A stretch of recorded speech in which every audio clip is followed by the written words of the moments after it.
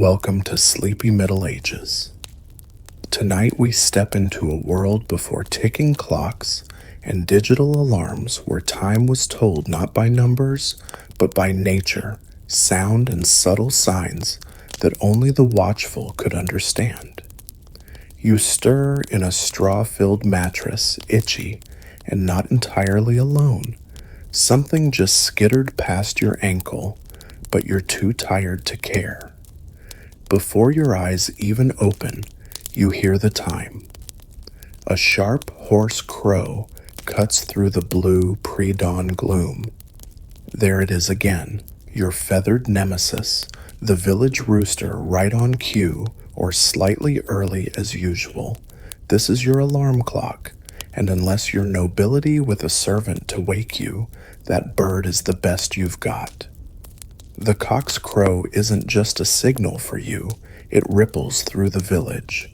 The baker hears it and starts kneading.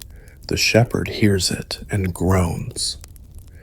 For generations, this animal has divided night from day. Roosters, you see, are deeply attuned to the light changes before sunrise, reacting not just to the sun itself, but the faint shift in wavelength that humans can't even perceive. Historians still argue whether medieval folk thought the rooster was magical or just irritatingly punctual.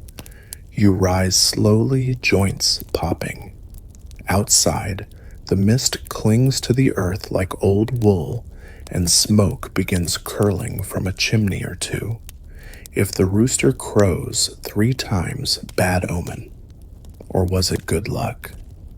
You've never really decided, but someone's great-grandmother swore it meant someone nearby would be married or buried within a week.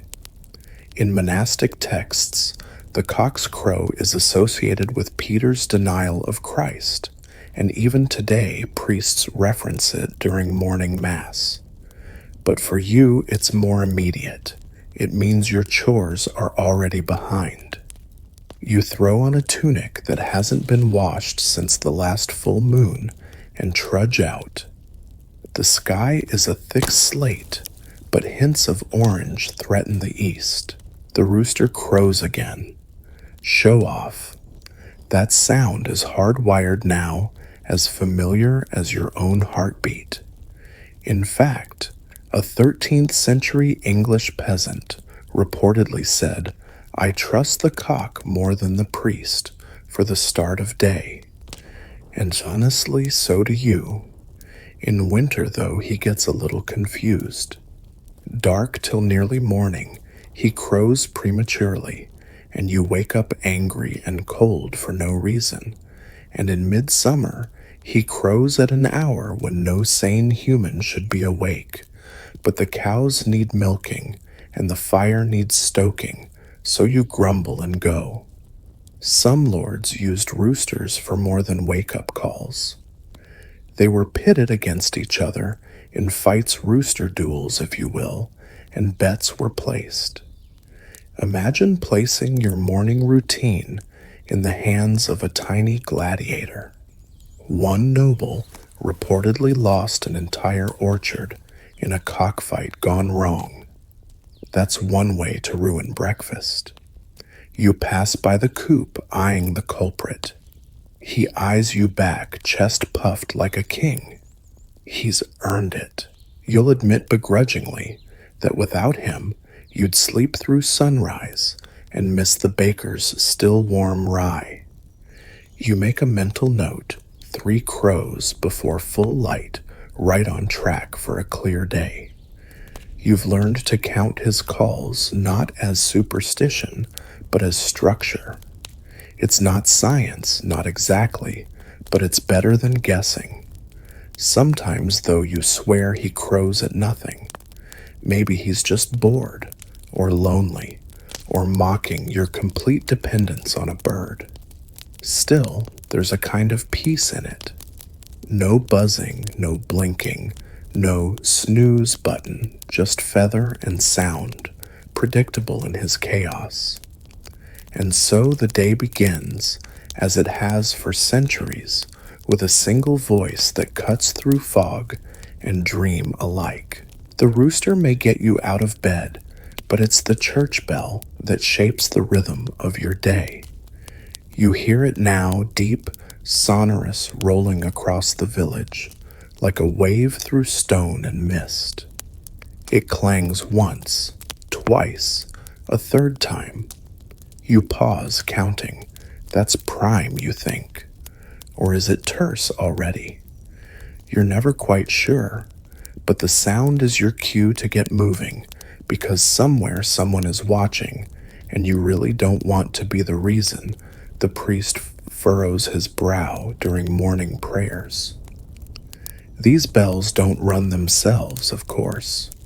Behind that distant noble toll is a boy, like you once were, or an old man with bad knees and a sharp sense of timing yanking a frayed rope in the chapel's belly. The bell tower sways slightly, with each pull its iron tongue swinging like a judgment. It's not digital, but it feels exact, even though everyone admits it's probably a little wrong. In fact, medieval bell towers were famously inconsistent. One traveler might swear it rang at dawn, another might claim it didn't ring at all.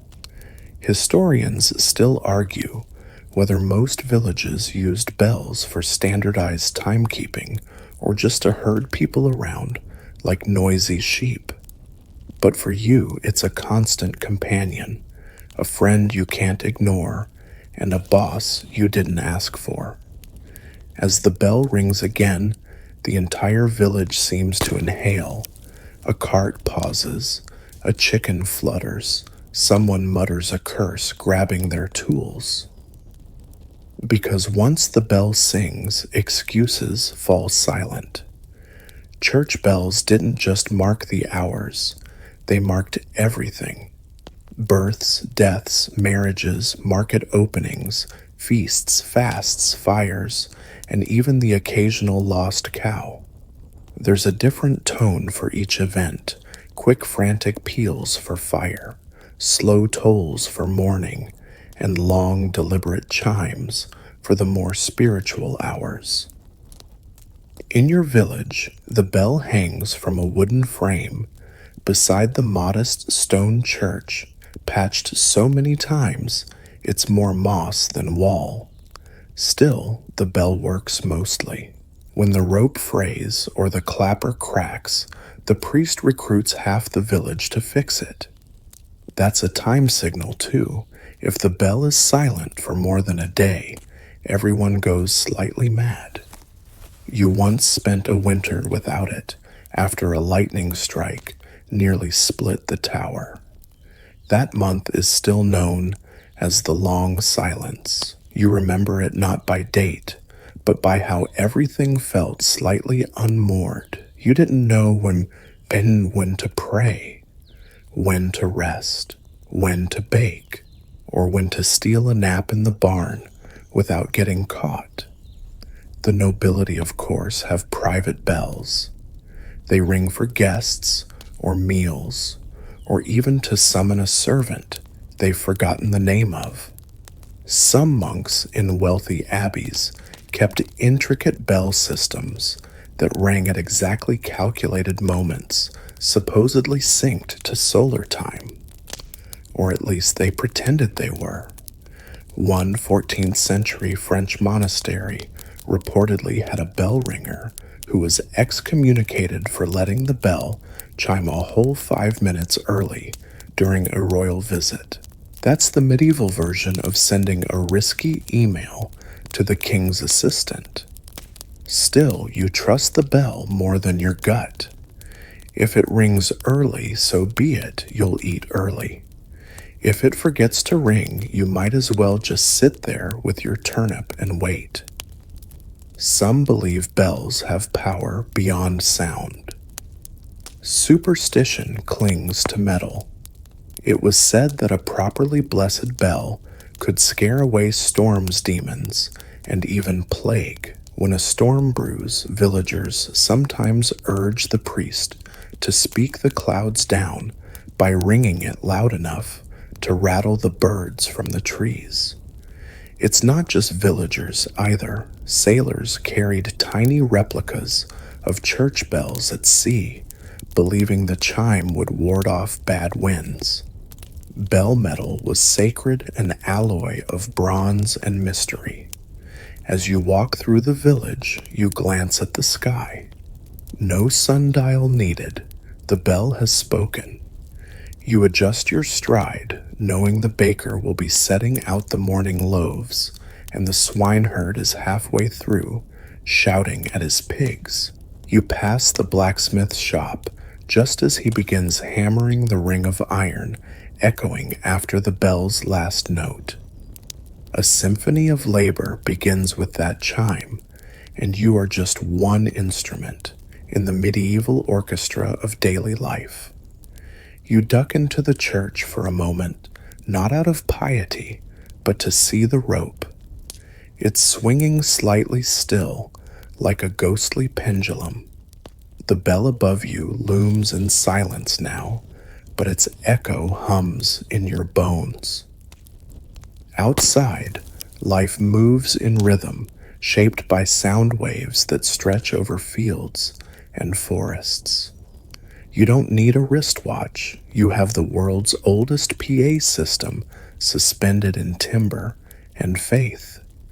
And as the morning brightens, you know you'll hear it again. At midday, at dusk, at death. That's the thing about the church bell. It doesn't just tell you what time it is. It reminds you that time is passing relentless and entirely out of your hands. You don't live by the clock, you live by the order. And by that, of course, you mean the monastic order. Because long before towns had a clue how to measure time, the monks were already dividing the day into neat, reverent little slices and ringing bells to mark each one. You hear it now, another bell fainter than the main churches, but still distinct. That's sext, the midday prayer. Or maybe it's none. You never remember which is which, but the monks sure do. Their day begins long before yours, often, before even the rooster clears his throat. You shiver at the thought of rising for matins, that mysterious midnight prayer that sounds more like a punishment than worship. The monasteries are like quiet machines, divine factories where time is sacred, not practical. Every moment has a Latin name and a spiritual purpose. Lauds prime, terce. Sext, none, vespers, and compline. These are not mere hours. These are beats in a spiritual symphony, playing whether the world outside cares or not. You once spent a week at the abbey your uncle sent you for penance, or maybe he just wanted quiet. Either way, it changed how you hear time. The monks live with such precision, their bodies seem to know when each interval arrives. They eat not when they're hungry, but when the hour says you may. They sleep not when they're tired, but when the bell calls Compline's soft lullaby. Historians still argue whether monastic timekeeping influenced secular life or remained a cloistered curiosity. But in your village, even the markets nod to the monastery's rhythm. If you buy your grain during terce, the seller might give you a little extra for the Lord, he says with a wink. You nod, you'll take divine charity in bushels. And here's the quirky thing, monks didn't rely on clocks either, at least not for most of history. They trained young novices to wake naturally at certain intervals or assigned time watchers who had to guess the hour by the stars, the moon, or in some cases their own digestion. A monk once claimed he could time lauds perfectly based on when his stomach growled. Honestly, that's as accurate as your rooster. Later on, fancy abbeys adopted mechanical clocks, massive, grinding gear-filled beasts that struck bells but didn't tell time visually. You had to listen for it. Some were so loud they shook birds from trees. But before that, it was all instinct tradition and heavenly discipline. You sometimes wonder if monks ever broke schedule. Did one ever say, let's push terce to noon? I'm in the middle of something. Probably not. The whole point is surrender to God, to time, to the bell. Still, their structure seeps into everything. Farmers arrange their fields to finish a row before none. Travelers try to reach the next inn by vespers before the light fades and wolves get curious. Even weddings are planned around these hours. No one wants to tie the knot during matins. That's just bad form. You heard once that a monk in York tried to redesign the whole schedule, adding extra intervals so prayers could be said every hour on the hour. His fellow brothers voted to have him sleep in the barn until he came to his senses. Tradition, after all, is not something you tinker with lightly, especially when it involves early mornings. The monks chanted each hour. You've heard it, those long, echoing syllables bouncing off stone and candlelight. Gregorian chant, they call it now. Back then, it was just the soundtrack of sacred time. No instruments, just voices rising and falling like waves. You find it oddly calming even though you don't know the words. The idea is simple. If you divide your day into prayers, you'll never waste time. Every moment becomes meaningful. Even if you're just sweeping the courtyard, if it's between terce and sext, it's holy sweeping. And while you'd never confess it publicly, there's something comforting in the structure. The outside world may be chaos raiders, taxes, bad beer, but inside the abbey, time flows like a river carved by faith. Predictable, steady, eternal, so even as you go about your very non-monkly life, chopping firewood, stealing glances at your neighbor's goat, you still hear the bells in your mind. A kind of ghost schedule guiding your day in the background. Because in the medieval world, the monasteries didn't just keep time, they embodied it. They built their entire lives around it. And whether you realize it or not, so do you. You don't own a clock, not even close. But you do know the land, and more importantly, how the sun touches it. That's your timepiece. No gears, no chimes, just the lights sliding across rooftops, hillsides, and one particularly suspicious-looking tree stump that for some reason always marks mid-morning perfectly. This is how you tell time. You walk out into the yard, squint up at the sky, and look at where the shadows fall. That's it. And yet, it works. You've learned to read the sun's angle, like some people read faces. When it hits the top edge of the barn door, you know it's time to fetch the goats. When it grazes the stones by the well, you'd better be halfway through chopping wood, or your mother will give you that look again. There's no universal system, of course. Your neighbor might swear by the shadow cast on her oven wall. The thatcher down the lane relies on how the sun glints off a puddle near his workbench. Historians still argue whether this kind of land-based sun-watching was taught formally or just picked up like gossip. Either way, you feel it more than understand it. It's instinct honed over seasons. Some villagers use standing stones or deliberately placed markers. One man near your cousin's village carved a line in a tree for each month tracking where the sun hit as it climbed the sky.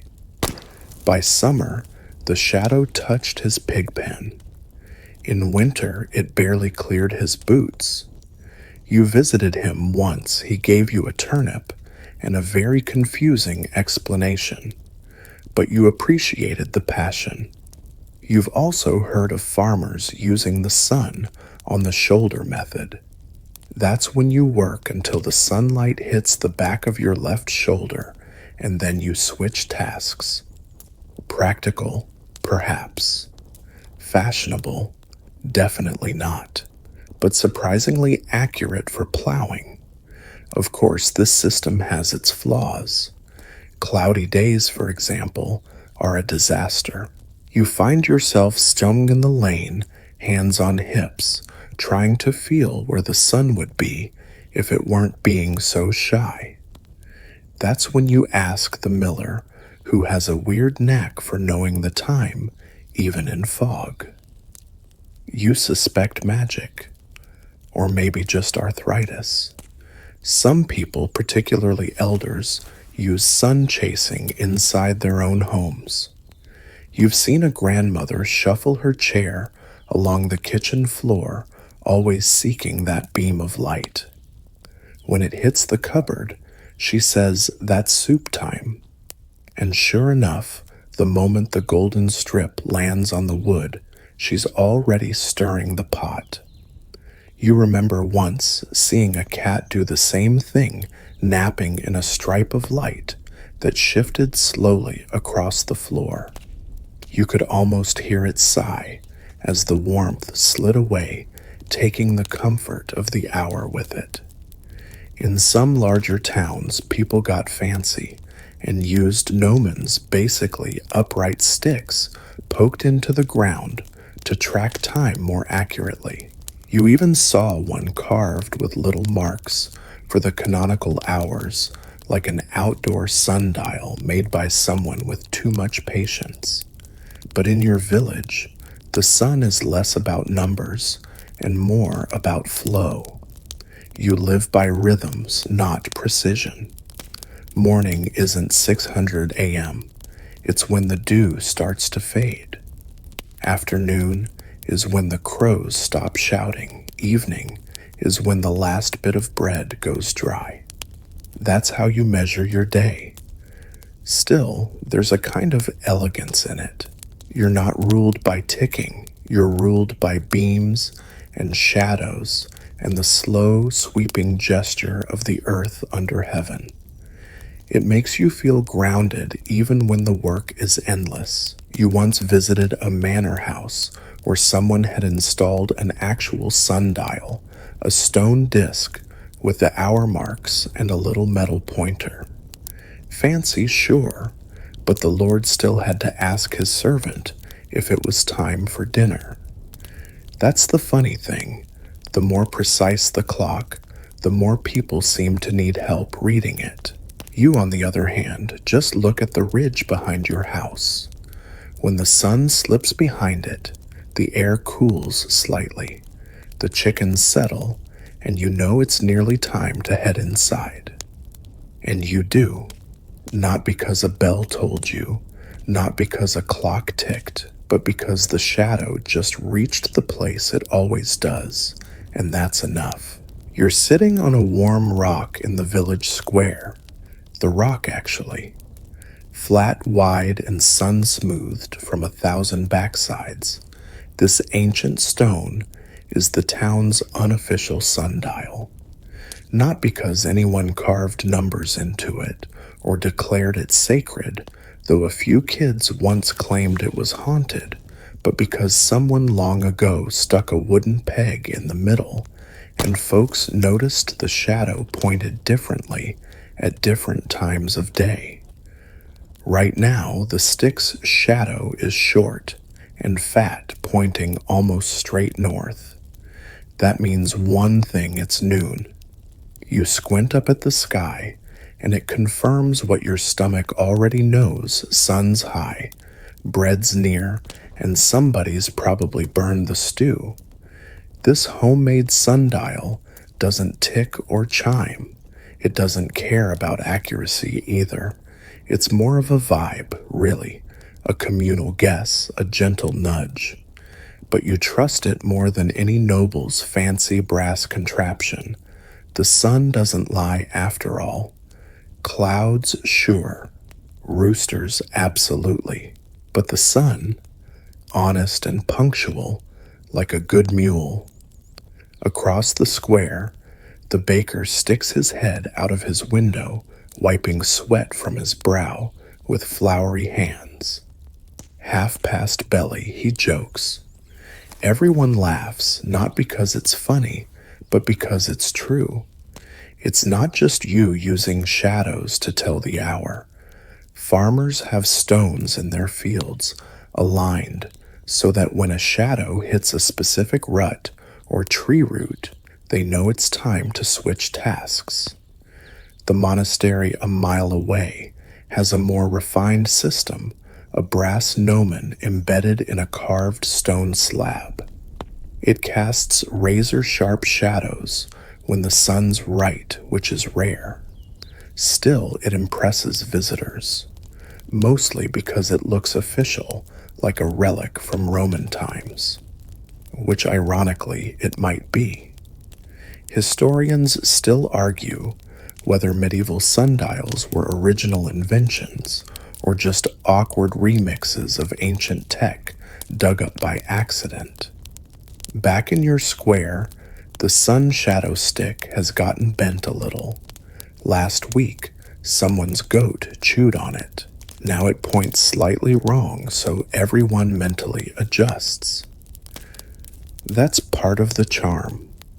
You know it's off, but you still follow it, like a friend with a bad memory. You trust the intention more than the outcome. Here's the thing, people don't mind imprecision. They're not measuring minutes, they're measuring moments. When the shadow curls past the halfway mark of the stone, you know it's time to finish eating and start regretting how much you ate. When it stretches long toward the blacksmith's door, you know evening's coming. Some travelers carry portable sundials, little folding gadgets that look like compasses, but work only if you already know which direction is north the date and how to squint just right. You saw one once in the hands of a merchant who claimed it was a gift from a Venetian prince. It told time about as accurately as a wet finger in the wind, but it had brass hinges, so everyone admired it. Still, you prefer your rock. It's democratic. No hinges, no Latin inscriptions, just sunlight and shadow, and maybe a goat bite.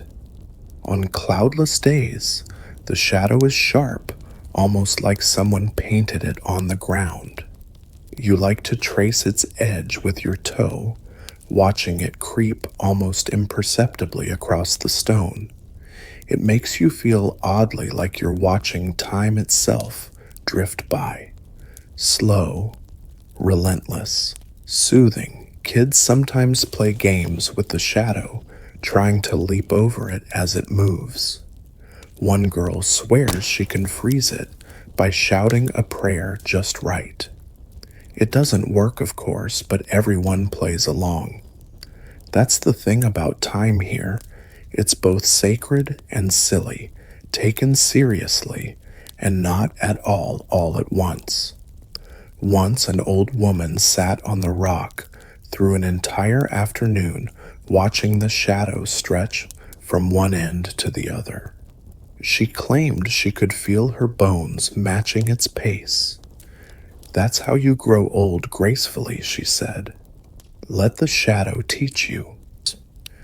You're not sure what that means, but it sounded wise, so you wrote it on the side of the barn with a charcoal stub. As the shadow lengthens now, you stretch your arms, feeling the sun slide from overhead to just behind your right ear. Afternoon has arrived, not with a ding, but with a golden slant across cobblestones and a fresh burst of wind from the east. You get up, pat the stone as if thanking it for its service, and step back into your day. No clocks, no numbers, just sunstone and a little shadow that keeps the village moving forward one quiet inch at a time. There's no clock in the square, no numbered hour to announce, but when you hear someone say, "It's nearly Vespers," you know exactly what that means. The day is folding in on itself. The air is shifting. It's time to slow your pace or risk being the last one to arrive at the evening prayer. You don't need to be a monk to follow the canonical hours. They've spilled out of cloisters and into the fields, the markets, the taverns. Ordinary folk like you may not chant Latin or light incense, but you still feel the pull of these sacred slices of time. You know when it's terse, not because you're pious, but because that's when the goat gets restless and the baker starts yelling for help. These hours, matins, lauds, prime, terce, sext, none, vespers, compline, sound grand and mysterious, but they're just the medieval answer to "what time is it?" The monks created them to structure prayer, but in the village they've quietly become shorthand for everything else. Bake at prime, mend fences at terce, have lunch by sext, pretend to be working during none, and start thinking about dinner by vespers. You've never owned a candle clock or an hourglass, but you can still pace your day with this rhythm. Sext always feels like sweat on your brow. None brings a second wind. Compline comes with aching feet and the distant smell of wood smoke. Your cousin, bless his laziness, once tried to ignore the schedule entirely. Just worked when he felt like it slept, when he wasn't hungry. Within a week, he was out of sync with everyone. Missed meals, missed a friend's wedding, got bitten by a goose. It was chaos. Even his own mother stopped saving him stew. Time, as you've learned, is social glue. Historians still argue whether the villagers truly understood the canonical hours or just used them as rough guidelines. Probably both. Some folks swear by the Latin names, others shrug and say after the second bell or when the sun hits the hill. But the influence is clear. These divine hours give structure to days that otherwise might melt into shapeless toil. Even the animals seem to follow them. The hens lay more regularly around terce for reasons no one understands. The oxen begin to grumble right before none, and the dogs. They go quiet at compline, curling into little bread loaves of sleep. You've heard tell of a noble who tried to enforce a new system of hours based on exact minutes. Every villager got a metal disc with lines scratched on it, like some kind of portable schedule. It lasted 3 days. On the 4th, the discs were melted into spoons, and the noble found a turnip in his boot. Because here's the thing. The canonical hours may be spiritual, but they're also practical. They divide the day in a way that matches how your body moves and how the light shifts. You don't need to know the difference between lauds and prime to understand that something changes when the sun spills over the eastern rooftops. Even your own prayers, muttered in plain language, tend to fall into these slots. A whispered thank you at sunrise, a frantic please help during the midday heat, and a slow murmured blessing before sleep. You once asked the old priest if God really cared about the exact timing. He laughed, then said, "He's not counting your minutes. He's listening for your heart." You liked that, made you feel less guilty for occasionally skipping none in favor of a nap. And yet, you still look up when the bell rings. You still shift your pace when you hear someone mutter Compline already. You still feel in your bones the unspoken choreography of a community moving together through time. It's not just a schedule, it's a story.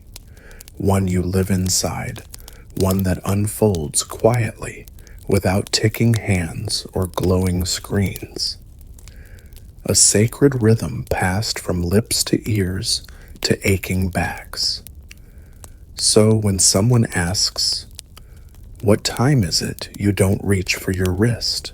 You glance at the sky, listen for the next bell, feel the moment settle around you like the hush before prayer. It's Vespers, and you already knew that. You're halfway through stacking firewood when the sound catches your ear. Not bells, not birds, but something subtler. A rhythmic clink followed by the faint shout of a blacksmith cursing his tongs. Then the groan of a wheelbarrow, the slap of wet laundry, and a pig making a dramatic case for its second breakfast. This is the village symphony, and whether you realize it or not, it's also your clock. You've trained yourself to listen for cues. You know the sound of the first cart leaving the mill means the sun is barely past the trees. You can hear when the baker's paddle scrapes the oven stone that's mid-morning, no question. And when the young apprentice next door starts singing off-key about a girl named Agnes, you sigh. That means it's nearly none, and you still haven't patched that leaky trough. In a world without digital anything sound, is your GPS your planner, your schedule, not just what you hear, but when you hear it, and maybe more importantly, how often. That second rooster crow, he's always late. The echoing thunk of the cooper's hammer happens exactly 3 times before he starts grumbling about his back. You could nearly time your lunch by him. Historians still argue whether this kind of auditory timekeeping was intentional or simply the result of routine. Either way, it works.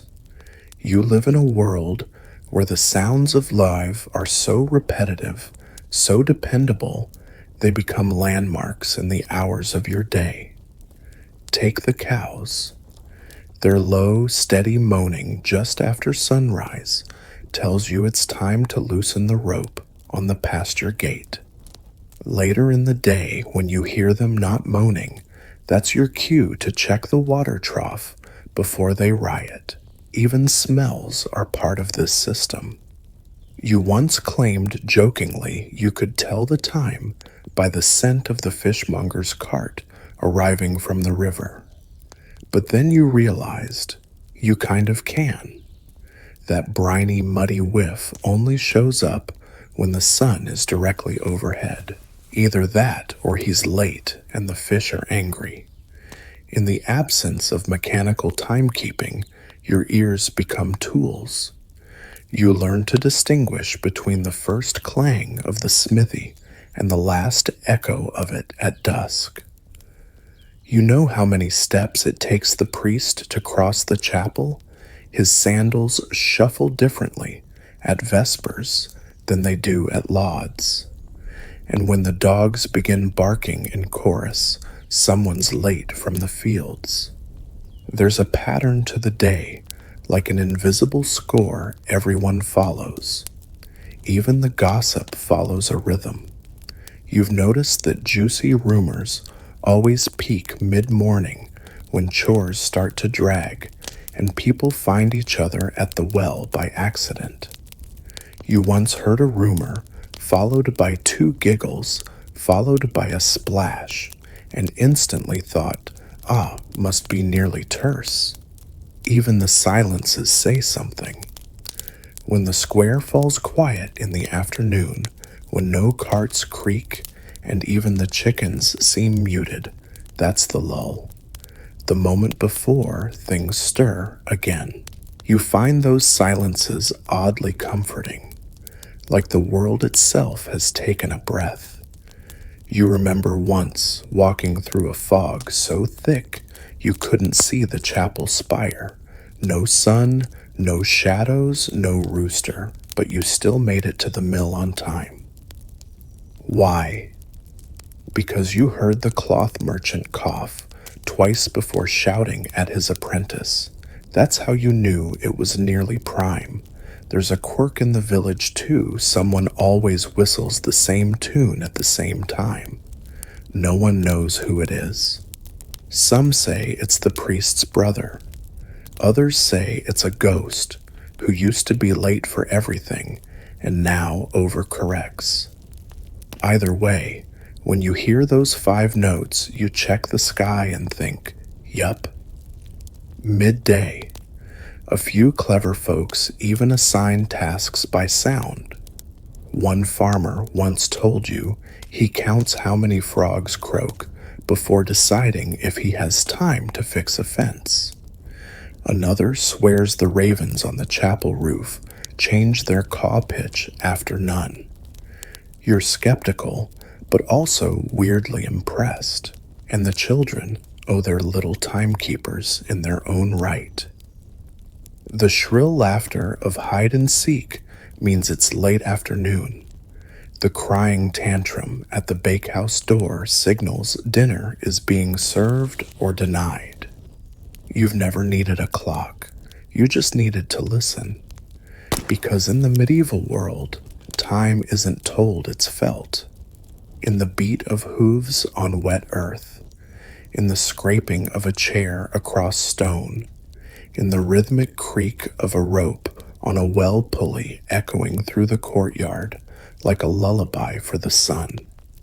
And as the day stretches on, you lean into those sounds, not just as background noise, but as a way to know where you are in the long, unwinding scroll of time. You rise in the summer before the sun fully crowns the treetops, stretching your limbs with a grunt and stepping into golden warmth. In winter, not so much. You pull the blanket higher, grumble into the straw, and hope the rooster is just confused again. This is one of the unspoken truths of your life. Time bends with the seasons. There's no standardized 12-hour day here. No one's insisting that 600 a.m. must feel the same in July as it does in January. Instead, you live on a kind of flexible rhythm, adjusting your entire existence to the lengthening and shortening of the days, like a human sundial with moods.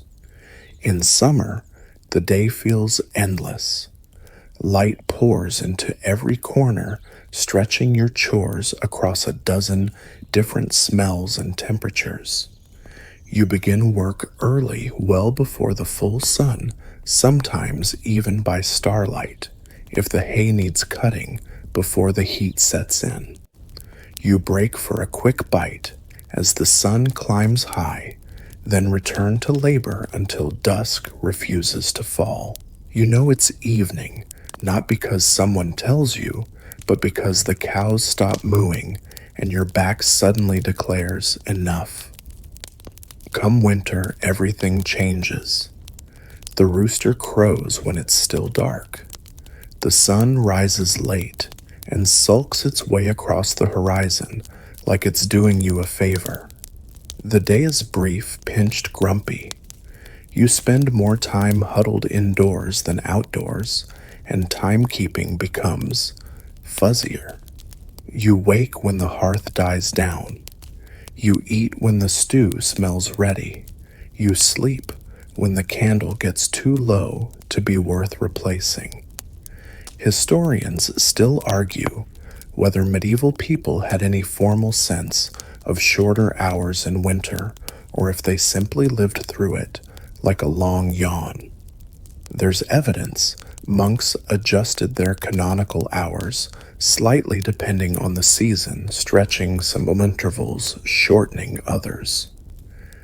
But in the village, you just adapt, because the sun always has the final say. In summer, the children run wild until late, covered in dust and mosquito bites, laughing under a sky that refuses to dim. You remember being one of them. You'd chase your own shadow until it vanished, then sneak into bed still glowing with sweat and mischief. In winter, those same kids are pale wrapped in wool, inventing quiet games indoors. Their laughter is softer, their time is slower. One girl once told you she could hear time better in the cold. You didn't understand then, but now you think maybe she was right. The animals shift too. Chickens stop laying so frequently in December. Cows get stubborn. Horses look at you like they'd rather discuss philosophy than plow frozen soil. And you can't blame them. Even the earth itself becomes sluggish. You've learned to read these seasonal changes, not with dread, but acceptance. They're part of your calendar. No one hangs months on a wall here. Instead, you count time in harvest's first frosts, and the day the pond ices over just enough to almost support a daring footstep. It's not precise, but it's reliable. The wheat ripens, whether you're ready or not. The geese fly, whether you approve of their timing. There's a quirky tradition in your village, the shadow games. Around midsummer, people mark how long their shadows get throughout the day, not just to guess the time, but to tell stories. One boy insisted a particularly long shadow meant his grandmother was destined to live forever. She laughed so hard she coughed for 5 minutes, but lived another decade, so maybe he was onto something. And in deepest winter, you gather around the hearth and retell tales of the sun's slow return. Candlemas becomes a beacon of hope, not just for light, but for rhythm, for the promise that time will stretch again, that days will unfurl, and you'll once more measure morning by the warmth on your face, not the sting in your toes. Modern folk may scoff at such fluidity. They live in grids of minutes and hours, blinking numbers on plastic faces. But you have seasons. You are seasons. You measure time, not in slices, but in arcs, graceful, changing, and alive. So tomorrow, when the sun rises late again and the frost paints the window, you won't grumble too much. You'll light the fire, sip something hot, and remember that time like everything else is softer in the snow. You've never touched one, but you've seen it, a gleaming hourglass-shaped marvel sitting high on the Lord's table, catching the sunlight like a jewel. An hourglass, they call it. Sand inside, glass falling at a steady trickle. Fancy, precise, utterly pointless in your daily life, and completely mesmerizing. The Lord uses it to time debates, sermons, and meals, or rather to appear as if he's timing those things. You've seen him flip it casually during a feast, eyes darting to see if anyone notices. Most people don't. You do. And you think that sand has nothing to do with what we're eating or when we're done. But still, it feels important, like watching time itself perform a magic trick. Hourglasses are rare, costly, and delicate. They belong to nobles, scholars, and certain monks who spend more time reading than farming. The average villager like you wouldn't dare try to own one, not because you couldn't figure it out. You're perfectly capable of watching sand fall, but because it would be about as useful as a silk handkerchief in a pigsty. Still, you're curious. You've heard stories of hourglasses used aboard ships, helping sailors track watches and shifts through fog and storm. You heard one tale, almost certainly false, about a sailor who smashed his hourglass in a panic, thinking the falling sand was draining the ship's good luck.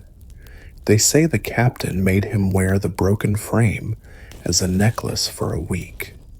Historians still argue whether hourglasses were truly reliable timekeepers or just decorative flexes, symbols of control more than actual tools. After all, even a slight tilt can throw off the flow, and no one's exactly calibrating these things in medieval basements. But the concept of time, measured in such a tangible visual way, it sticks with you. You can't stop imagining it, each grain a moment, falling beyond your reach the second you notice it. It's beautiful, a little sad, and completely impractical for herding goats. More practical for you is the water clock your neighbor once tried to build. Just a pot with a tiny hole at the bottom, dripping into another bowl. He called it his poor man's hourglass. It worked until a goat drank half the water and rewrote time itself. And then there's candle clocks used by those lucky enough to have beeswax to burn. You've seen one at the church, a tall candle with little metal pins stuck in at intervals. As the candle burns, the wax melts and the pins fall into a metal tray with a soft plink. Time marked by light and sound. That you understand. But back to the hourglass. You remember one moment clearly, a festival with a traveling scholar showing off his collection of oddities. Among them, a small hourglass encased in bronze. Children stared wide-eyed. You crept closer, watched the sand fall in steady rhythm. He flipped it. The sand reversed its dance. You whispered, "Does that mean the hour goes backward too?" He laughed. "Only in stories, lad."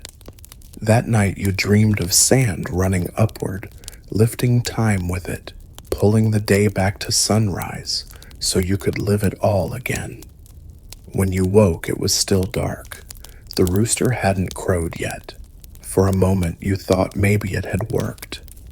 But no. Time flows only one way.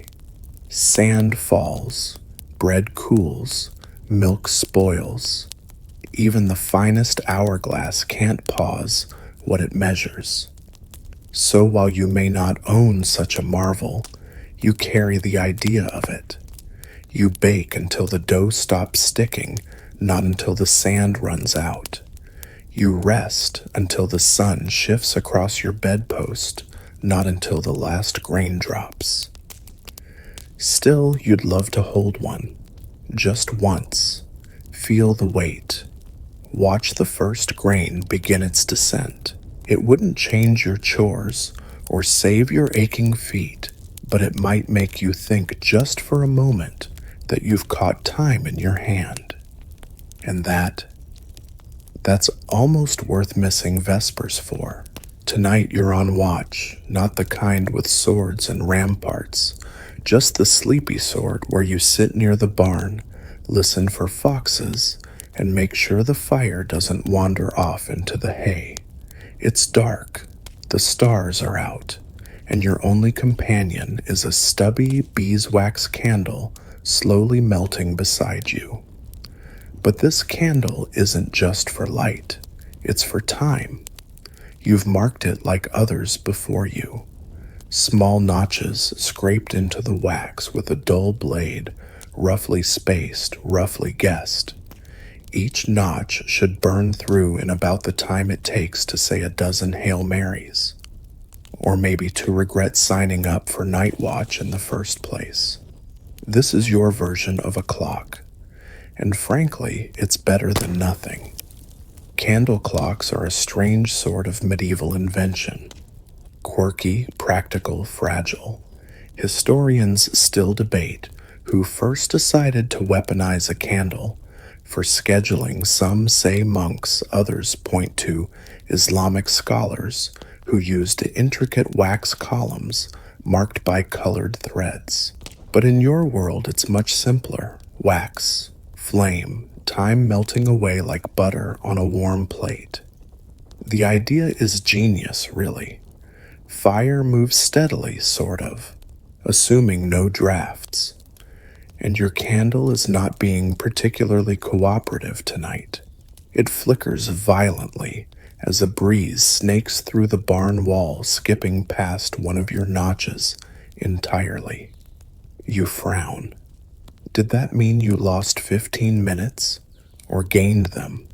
You remember an old man who used to drop pebbles into a metal dish every time the wax burned past a mark, claimed it helped him count the hours. You once tried the same thing, but the pebbles kept bouncing out and waking the chickens. One of them never forgave you. Still, you trust the candle more than your instincts. In the dark, without stars or bells, there's something oddly reassuring about a visible glowing symbol of time's passage. It doesn't judge you. It doesn't ring in your ear. It simply fades. You've heard stories of noble courts using multi-wicked candles, each wick timed to a different length, so they could host hour-long debates. One wick lit meant opening arguments. 2 wicks meant rebuttals. 3 wicks meant somebody was about to get insulted in Latin. You, however, only have 1 candle and a single fading flame. But it works. At one point, you try to guess how much time remains. Half the candle, maybe an hour, maybe 2. You lift it, squint, compare it to your finger, pretend that matters. Somewhere, someone wealthy has a clock that ticks. You've got wax and vibes, yet you don't mind. There's something intimate about it. You and the candle, both quietly existing, both slowly vanishing. You think about how time feels different when it's marked by flame instead of sound. Slower, almost sacred, like each drip of wax is a whispered secret from the dark. Eventually, you settle into a rhythm. 1 notch per song hummed, 1 flicker per memory chased. When the flame eats through the final mark, you know the shift is nearly over. You smile, stretch your arms, and lean back against the barn wall. The fire didn't escape. No foxes in sight. And the candle, it did its job. There's something almost poetic about it. Time as light as warmth, as something that gives even as it disappears.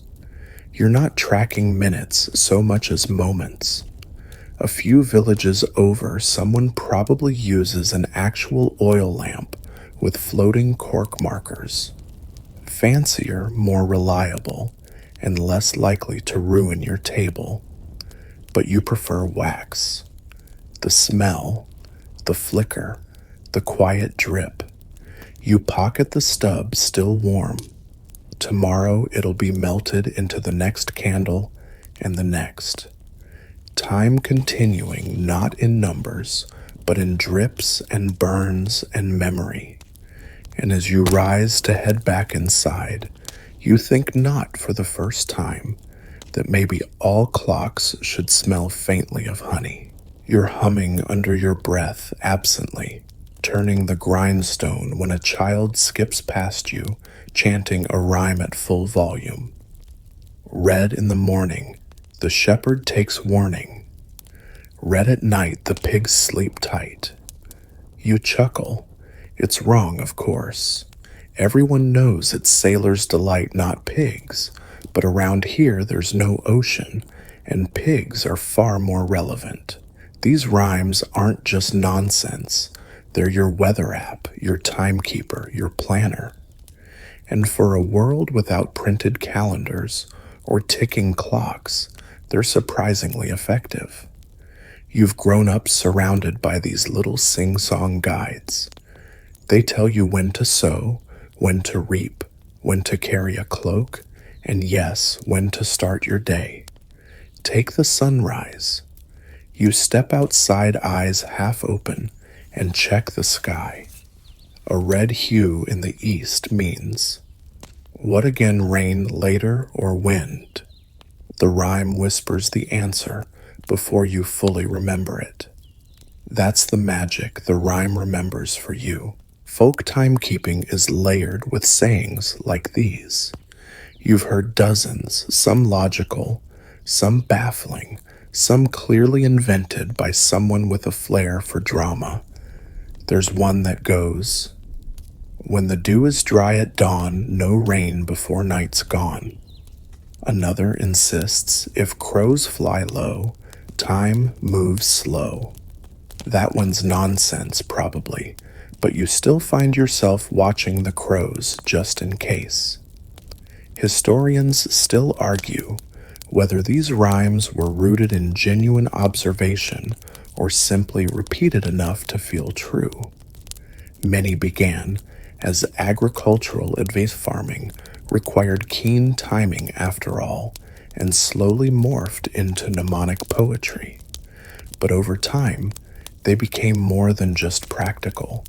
They became cultural clockwork embedded in your speech, your chores, your instincts. You once knew a girl who refused to begin weaving if she hadn't heard a specific phrase in the morning, when daisies fold, don't be bold. She'd wait for someone, anyone, to say it before she'd touch her loom. Eventually, her brother said it every day just to get her working. These rhymes tell you more than the time of day. They tell you the kind of day.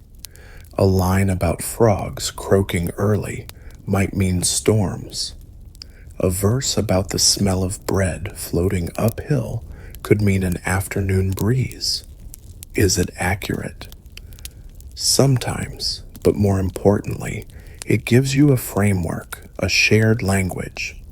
You remember your grandfather teaching you one just before your first harvest. He knelt beside a sheaf of barley and whispered, "Cut when the heads bow low, lest winter catch you slow. You took it to heart, you cut early." And that year frost came ahead of schedule. You felt like a genius, or at least very lucky. Some of the sayings are downright eerie. When shadows vanish, but light remains, hide your tools and pray for rains. You don't even know what that one's supposed to mean, but you definitely stopped chopping wood when you heard it. Even children's games are full of time cues. Ring Around the Rosie may be a grim rhyme, but kids chant it with glee as dusk settles, signaling the end of their play and the approach of supper. You've come to rely on these rhymes not just for structure, but for comfort. They ground you. When you hear one, it's like stepping into a groove that's been worn smooth by generations. You're not just remembering advice, you're remembering people, moments, warnings whispered into air that smelled like peat smoke and apple skins. One old man in the village writes them down. He's got a collection. He calls the time book, though it's really just a stack of loose parchment tied with frayed rope. He says one day someone will want to know how we told time before numbers got loud. You hope he's right, because these rhymes do something no mechanical device ever could they sing. They wrap time in rhythm and metaphor. They make it stick. So the next time you see a red sky at dawn, you don't check a clock, you don't panic. You just murmur the line, tug your cloak a little tighter, and move through the day as your ancestors did, guided not by hands on a dial, but by rhyme reason and a little superstition. You're out in the fields, boots caked in mud, the sun still stretching itself awake behind the hills. You reach for the hoe, not because a bell rang, not because the sky turned a particular color, but because you've finished mucking out the stables, and that, more than anything else, tells you it's time to move on. This is how you tell time now, by task, not tick. You've never once said, it's 9 a.m. You've said, the cows are fed, or we're halfway through splitting the logs. In this world, time doesn't sit on a shelf or dangle from your wrist. It's embedded in the work itself, in the rhythm of labor that pulses through your hands and back and breath. Historians call this task-oriented time, and while scholars still argue whether it was the dominant system in the Middle Ages, you're here living it. For you, the day is not divided by abstract hours, but by the completion of things, tilling, sowing, milking, fetching, baking, repairing, sleeping. You know you've reached mid-morning, not by the sun's position or a rhyme, but because you've turned over all 4 rows of cabbages and your shoulders have started muttering curses in a language your mouth dares not repeat. A neighbor calls out, almost loaf time, which for him means his dough is nearly ready for the oven. Another yells back, then it must be fence post time, and chuckles as he grabs his hammer. The two of you will meet again around what you both call bread cooling time, which loosely corresponds to late morning or maybe early afternoon, depending on the humidity. In your world, tasks dictate tempo, and that's not just quaint, it's deeply efficient. You don't need to know if it's 3:15 p.m. You just need to know if you've weeded the last row of carrots before the sky gets sulky. When it rains unexpectedly, the whole day shifts. You'll gut the fish instead of hauling firewood. You'll stitch the leather sack instead of checking traps. Time flows like a stream here, rerouting itself with each bend in the day. There's an odd freedom in that. You've seen travelers arrive from cities with pocket sundials insisting it's the wrong time for dinner. The host shrugs. Not if the stew's ready, she says, and spoons it out anyway. You once asked a weaver how she kept track of her hours. She blinked and replied, by how many bobbins I empty. You were about to ask how long that takes, but she answered before you could. Depends if I'm upset or not. That's the thing. Time here is emotional.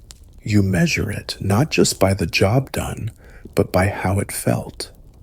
A cheerful morning of apple picking flies by. A grumpy hour patching boots drags like molasses on a cold day.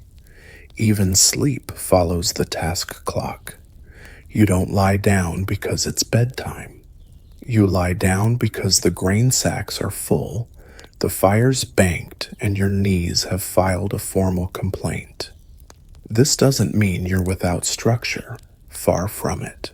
Your body knows the sequence rise, feed, fetch, turn, carry, boil, stir, sweep, sit, sigh. It repeats with small variations. A dance without a conductor. There's a fringe tradition in your village. Every midsummer, a few of the older folk try to spend a day doing nothing, not in protest, but to see how long a day feels without tasks. Most can't last past mid-morning. One man reportedly made it until lunchtime, then caved and started polishing spoons compulsively. They call it the stillness test. You call it a nightmare. There's even a saying passed among the carpenters: a day with no task is a cart with no wheel. You found that comforting and also terrifying. Still, this mode of time doesn't always align with the world beyond. On market days, merchants arrive early, grumbling about people who aren't ready on schedule. You shrug. If the cheese isn't salted, it isn't salted. The task's not done. Their clock can tick itself into a tantrum, but in your heart you know this way makes sense. It's how your ancestors lived, how the land breathes. A field doesn't bloom by the hour it blooms when it's ready, and so do you. So when the sky darkens and you've just finished the last row of parsnips, you lean on your hoe, wipe your brow, and think, that's a good day's work. And that, more than any bell or candle or rooster, tells you exactly what time it is. The pot is bubbling. Not ferociously, just that steady, agreeable blup blup that tells you it's nearly ready. You've stirred it a dozen times. The oats are swelling, the smell is rich and nutty, and somewhere between the first simmer and the second boil, you know, breakfast time has arrived. Because in your world, time isn't marked by numbers on a dial, it's marked by the way porridge behaves. This is what you might call culinary timekeeping, and while it might sound silly to a scholar or a city dweller, it's very real. If you know how long it takes for oats to soften, for beans to split, for bread to rise, you know everything you need to get through a morning. Take this morning's porridge. You toss the oats in just after the fire caught properly. Not too early unless you like chewing gravel. You let the pot sit for exactly the time it takes to fetch 2 buckets of water and feed the chickens. Then back to the kitchen, a quick stir, and wait for the first spatter. That's your halfway point. No clock, no candle, just steam and instinct. You once asked the baker how she times her loaves. She raised an eyebrow and said, "I wait for the dough to sigh." You thought she was joking until you saw her gently prod the loaf and listen like it was whispering. "It'll be ready when it stops pushing back," she said. And she was right, every single time. Historians still debate whether medieval folks had set meal times or simply ate when the food told them to. Some monasteries rang bells for meals, sure, but in the countryside, you cook when you're hungry, you eat when it's done, and you measure everything by how long it takes to turn something raw into something warm. You've grown used to this rhythm. You know it takes 3 turnip chops and 1 humming verse to peel a carrot. You know that steeping herbs for tea should last exactly as long as it takes you to wipe down the table and stoke the fire. And if you forget, you end up with tea strong enough to clean boots. One clever uncle of yours once tried to formalize it. He called it the boil clock. He measured different tasks by how long it took for various foods to boil. Fetch wood, 1 cabbage. Milk the goat, half a lentil stew. He even tried to convince people to adopt porridge units as timekeeping. It didn't catch on, but he did end up with the fluffiest oatmeal in town. In winter, this method becomes even more vital. When the sun barely shows its face and the bell rope freezes stiff, your stew pot becomes your sundial. You learn to gauge the morning by the smell of onions browning. You judge midday by how long it's been since you last turned the spit. There's something comforting in it, a simplicity, a trust in repetition and result. You don't need to count minutes, you need only to know the change when you see, smell, or taste it. Even children pick it up. They learn that when the biscuits start to crackle, it's story time. That when the butter has fully melted into the gruel, someone will call them in from the garden. No lectures, no lessons, just a shared understanding that time is something you cook through. Of course, there are mishaps, like the infamous midnight meat pie incident, where someone misjudged the fire and woke the village with the smell of burning goose. You still tease the butcher for that one. He claims it was an early breakfast experiment. You remain unconvinced, but mostly this method works. Because food is honest. It tells the truth. It doesn't pretend. You can lie to a clock. You can fudge a shadow, but a burnt crust or underdone lentils. They will shame you into humility. So now, as your porridge thickens to just the right consistency, you nod. Time has passed. Morning has matured. You'll rinse the bowl and move on to the next task, perhaps something that takes the length of a boiled egg or a cooling pie. Because here, you live by the kitchen clock, silent, steamy, and never wrong. The sun is dipping low golden light, pooling along the dirt paths like spilled ale. But you're not watching the sky, you're watching a torch. It hangs on the wall of the manor hall, thick and tar-stained, with small notches carved evenly along its length. One notch, 2, 3, and slowly, deliberately, the flame creeps downward. This is your timekeeper tonight, the marked torch. Before the hourglass, before the wall-mounted sundial, before anyone in your village could afford even a scrap of brass for a bell, there were torches. Like this, simple, smelly, and surprisingly effective. You were skeptical at first. When the steward explained it, each notch equals roughly 1 hour. Give or take a breeze, you raised an eyebrow. But now, after weeks of watching it burn evenly from mark to mark, you're impressed. Maybe even a little enchanted. This was the noble's innovation.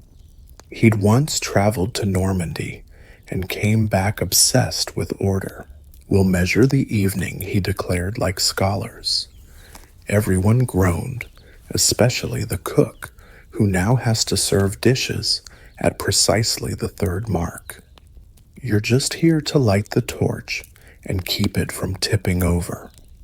Marked torches are crude timekeepers, sure, but practical.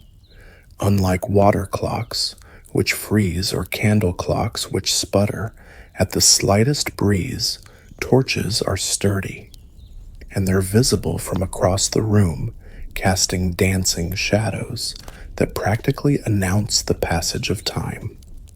Historians still argue whether this method was widespread or a nobleman's novelty. There are records of monastic use and military camps deploying similar systems, a tall, slow-burning rope or torch marked at intervals, with soldiers swapping shifts when fire reached a specific line. Primitive, yes, but accurate enough to keep a night watch from dozing into disaster. You find it soothing in a way. As the flame licks downward, a tiny pop signals the tar melting at the next mark. You murmur, "There it is," and the steward nods. Time to bring out the soup. You feel oddly important. Some torch clocks even had embedded metal bits, nails, coins, anything that could fall onto a tray with a plink as the flame burned past. A medieval alarm, if you will, Tonight's torch is just wax and pitch, but it's steady, and that's what matters.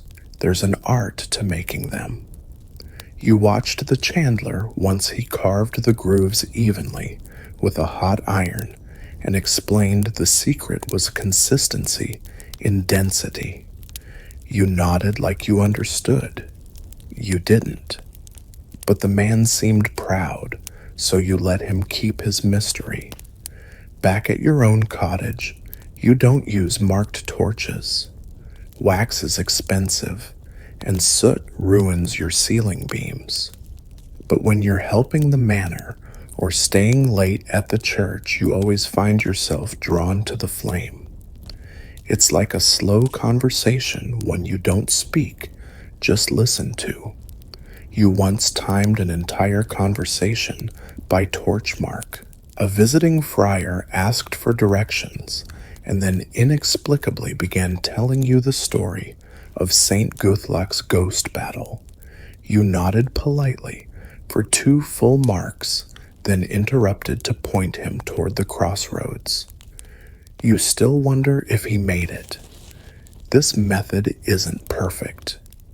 A gust of wind, a damp knot in the wood, even an overzealous mouse, all of these things can throw off your schedule. Once the steward misread the burn and sent the roast pigeon out far too early. The Lord's face was not amused, but the falconer laughed, which almost made it worth it. Still, when used with care, torch marks create a rhythm, not precise like clockwork, but visible. You see the change, you feel it in the warmth fading from your hands as the torch shortens in the way the shadows creep higher on the wall. You've even seen people make decisions based on how much is left. Let's talk until the third mark, one lover whispered. Another time, 2 farmers struck a deal before the torch runs out.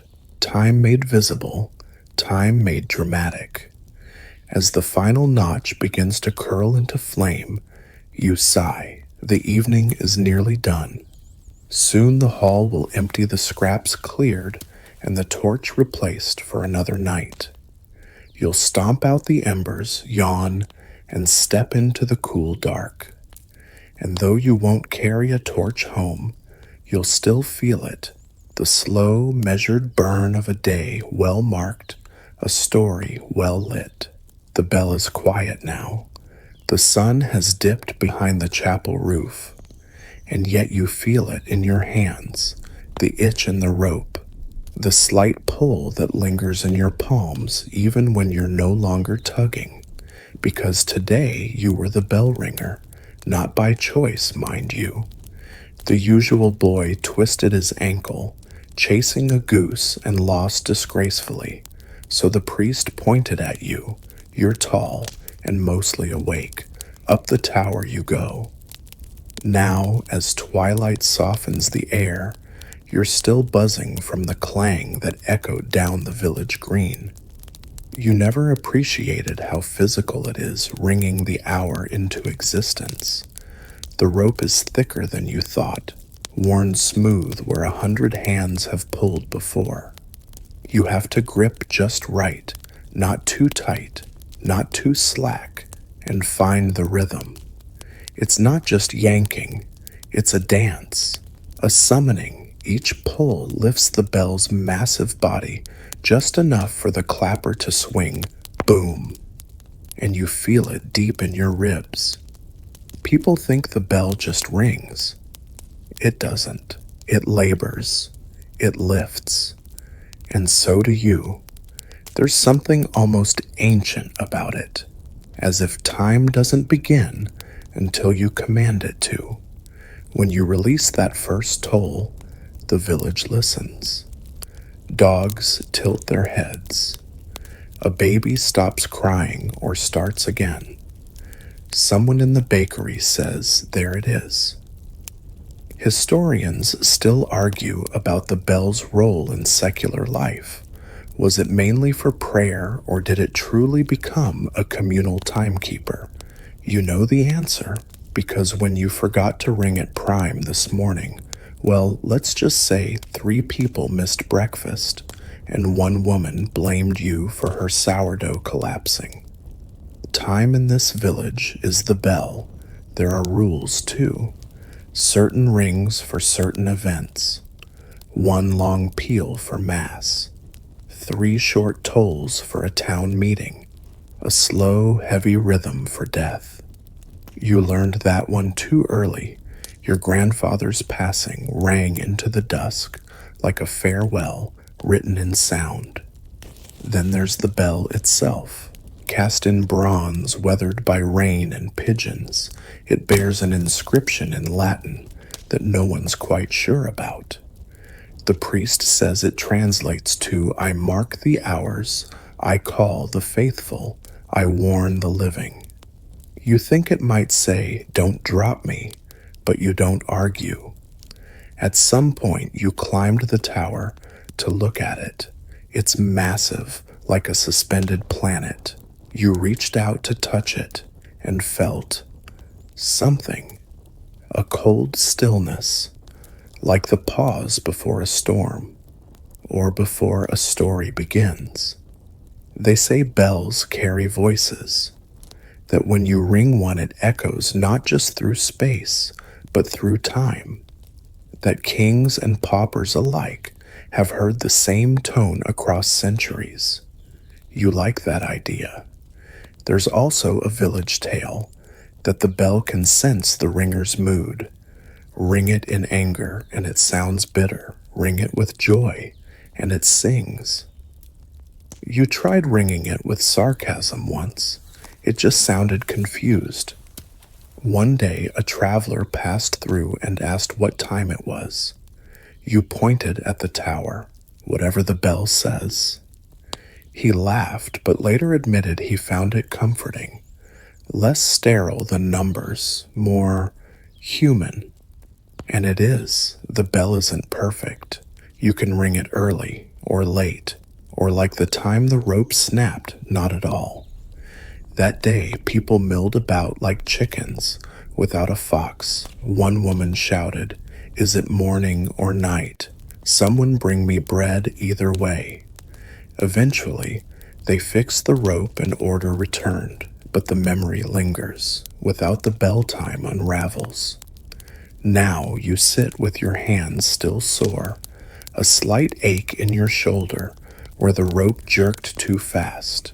You're proud, not because it's glamorous, but because you made time happen today. You rang it, they listened, and now, as the stars blink into view and someone lights a torch by the chapel door, you feel that same rhythm inside yourself. Tomorrow you'll probably be back in the fields, but tonight, for just a little while, you were the keeper of the hour, the voice of the village. And even if no one thanks you out loud, they all moved because you moved the bell. You duck into the chapel mostly to escape the wind. But once inside, the stillness grabs you. The walls glow amber in the last light of day, and high above colored panes filter the sun through red gold and deep blue. And there it is, the light on the altar, angled just so. You stop, stare, and without thinking, whisper, "Time for evening." Because here in this small stone building, time is marked not by clocks or candles or bells, but by sunlight through sacred glass. It's subtle, but precise. You've seen it day after day.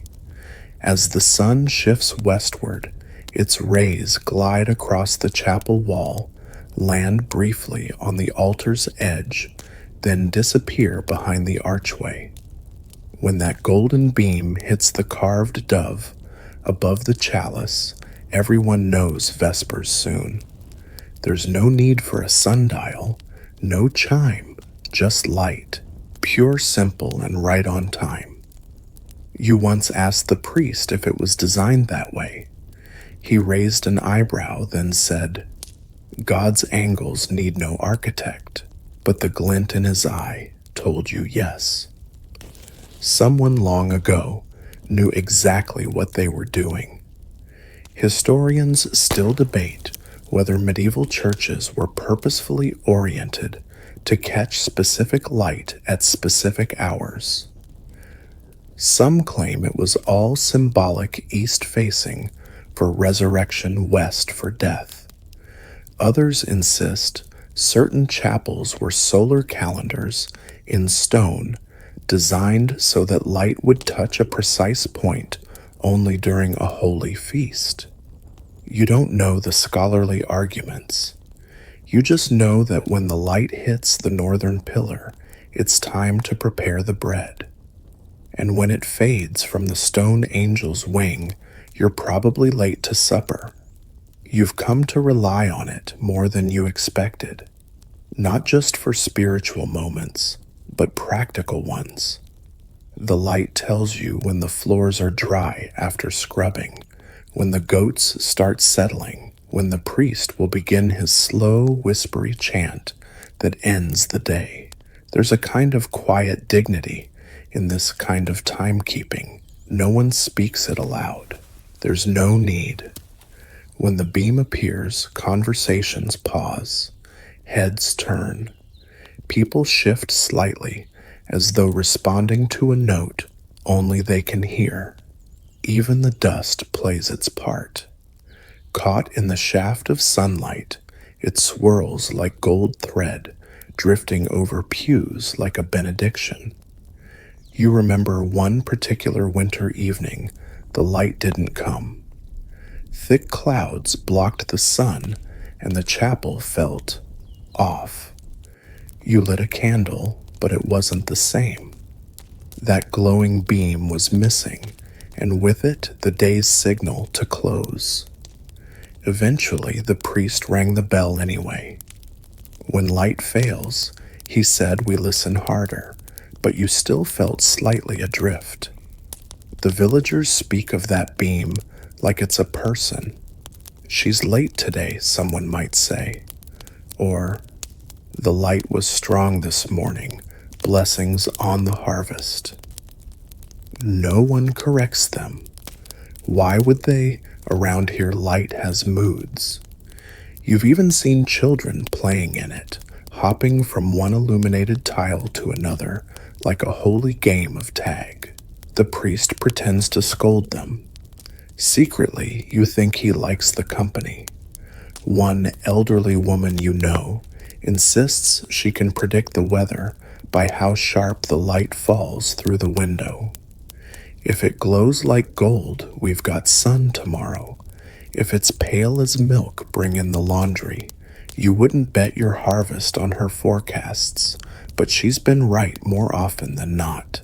And once, just once, you saw something rare. On Midsummer Evening, the light stretched perfectly across the nave, touching all three key carvings, lamb cup and star, in one single sweep.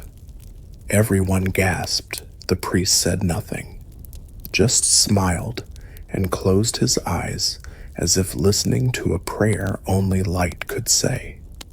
So now, when you step into the chapel, you don't look at a clock. You look at the floor, at the windows, at the wall behind the altar. You watch for that moment when time reveals itself through color and glow, because here, time is not rung or counted. It's cast in sunlight, brief and beautiful, quietly brushing across stone to say, "This hour is passing. Be present." You're hoeing weeds in a stubborn patch of soil rhythm, steady muscles grumbling, when from the lane beyond the hedgerow, you hear it a soft chant, half sung, half muttered, echoing across the breeze. Not church bells, not a prayer, a work song. You pause just for a moment. Then you pick up the tune, not with your voice, you're too tired for that, but in your movement. Hoe lift, step, swing.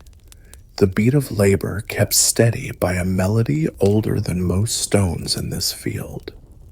This is how you survive long days, by singing time into motion. In your world where clocks are scarce and shifts aren't marked by whistles, rhythm is everything. And so people turn to song not to entertain, but to anchor the hour. You know dozens. Simple repeating, often ridiculous.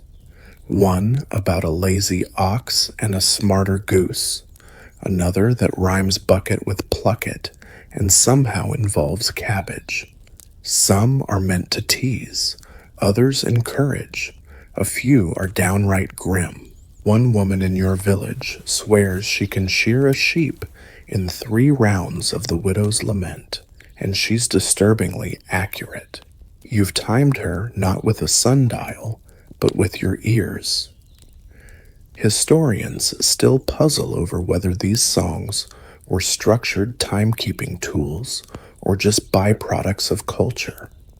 But to you, there's no doubt they divide the day, provide shape, give you just enough distraction to carry through. You've heard that in large harvest crews, teams would harmonize as they worked each verse tied to a different task: cut bundle, lift stack. When the final verse came around, the foreman would call for water. The music was the shift schedule. Children join in too, dragging bundles or shelling peas. You've seen them turn threshing into a game, clapping in rhythm as they toss grain from baskets. Even the elderly hum while stirring pots or twisting yarn. When your great aunt sings, you can smell when the jam will be ready, because the third verse always lands just as it begins to bubble. One traveling merchant passed through and said your village sounded like a musical beehive. You weren't sure if that was a compliment, but the priest declared it poetic and used it in his next sermon. Not all songs are cheerful.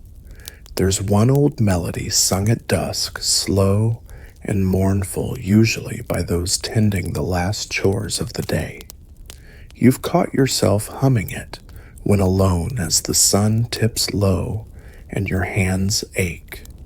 It doesn't mark a specific time, but you feel the shift it signals. The light's changing, you're nearly done. One of the quirkiest you've heard is the turnip tally. Each verse counts a turnip, but the lyrics get progressively more ridiculous until you're laughing too hard to keep working. That's the point, apparently. It's an unofficial break song.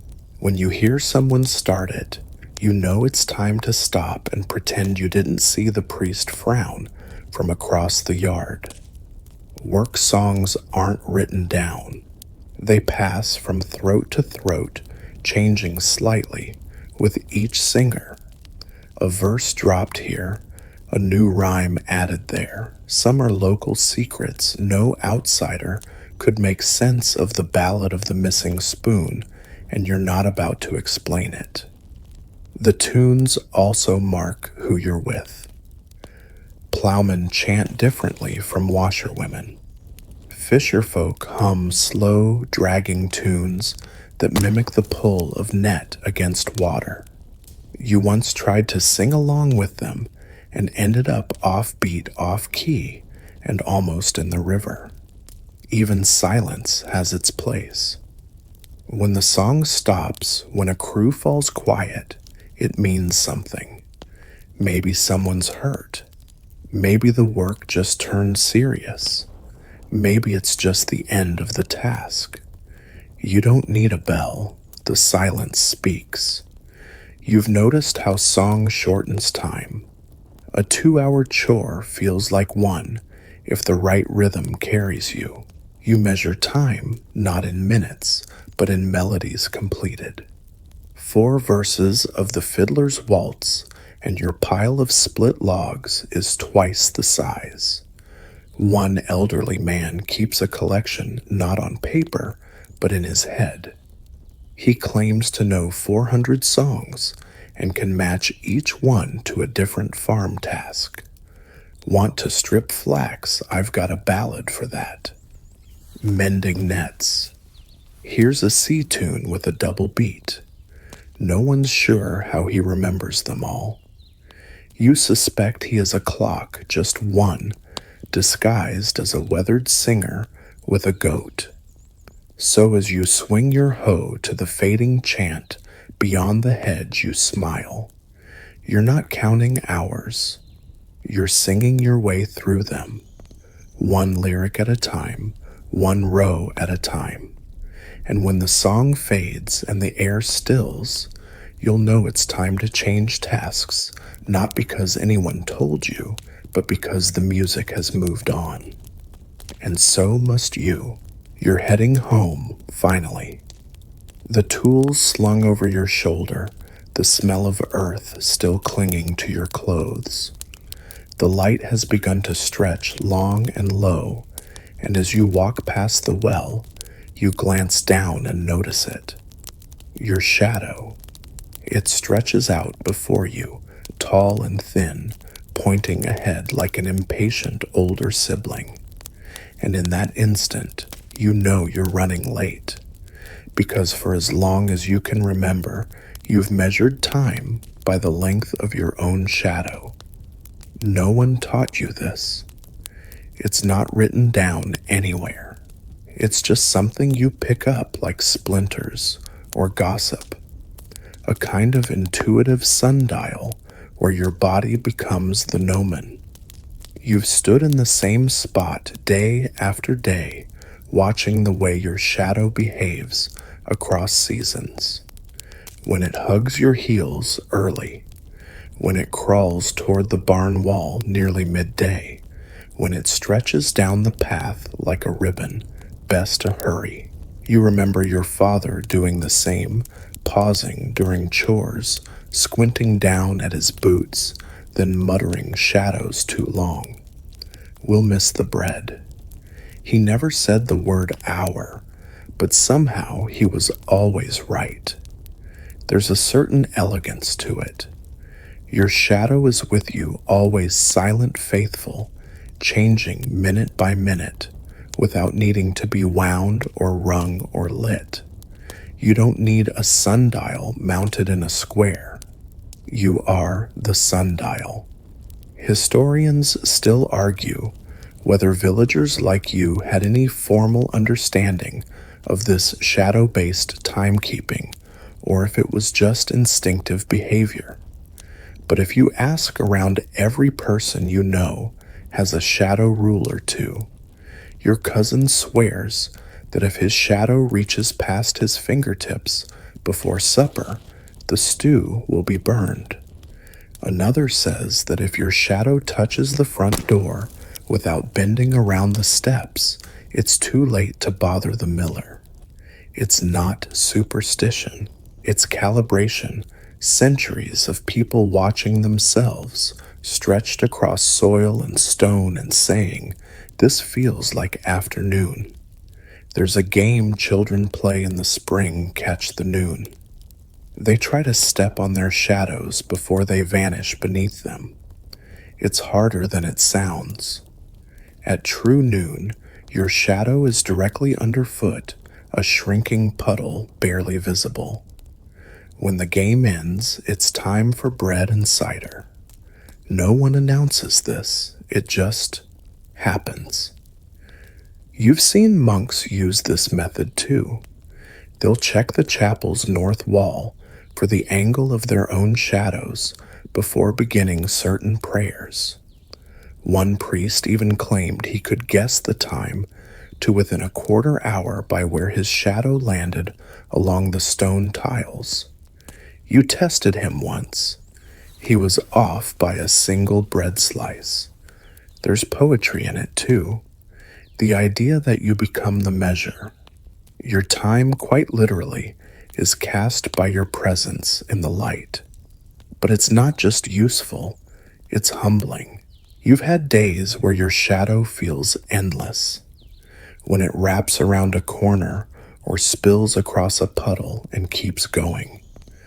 On those days, you feel small, not because the sun is low, but because it reminds you how long a day can truly be, how far you've come since morning, how much of yourself has been left behind in labor, in talk, in footsteps. You once heard an old woman whisper at twilight, "Look how far I've stretched. That's a full life." She was only half joking, and yet the shadow doesn't lie, not the way a guess might, not the way a rooster sometimes does.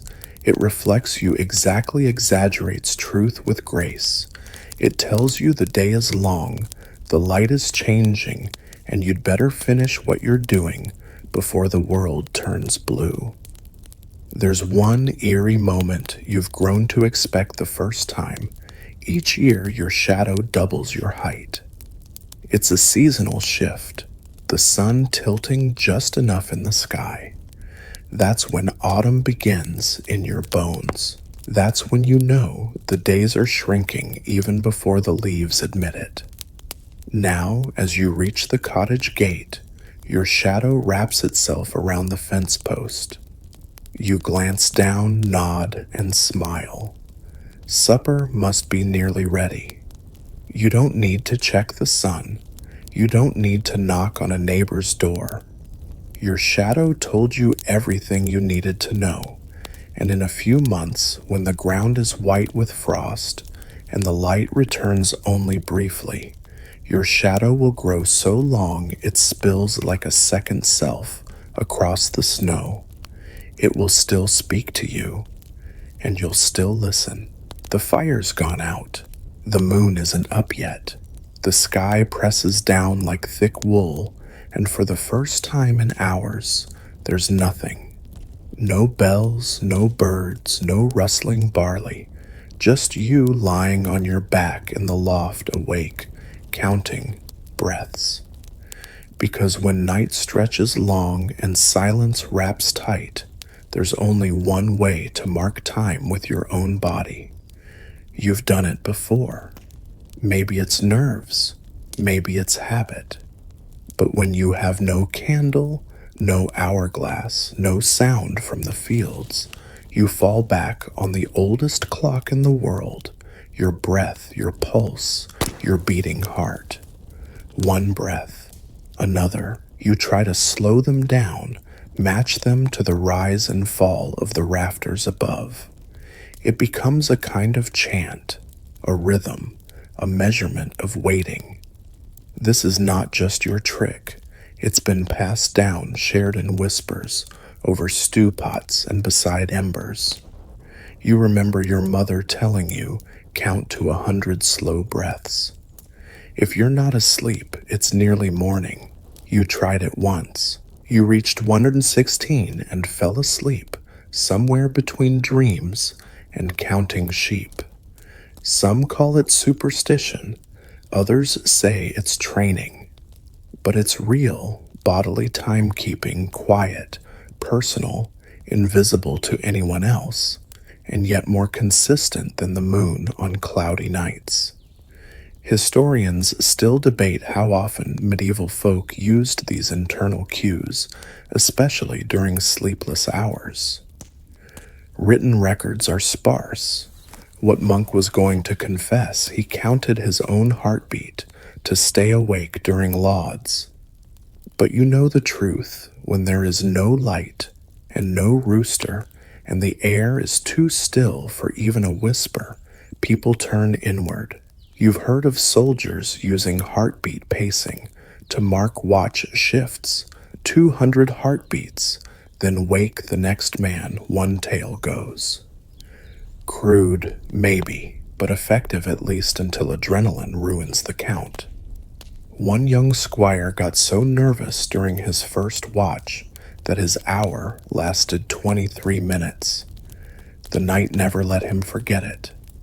You once tried it during a storm, curled in a cellar, the wind howling like a drunk choir above. You placed your hand on your chest and counted each thump.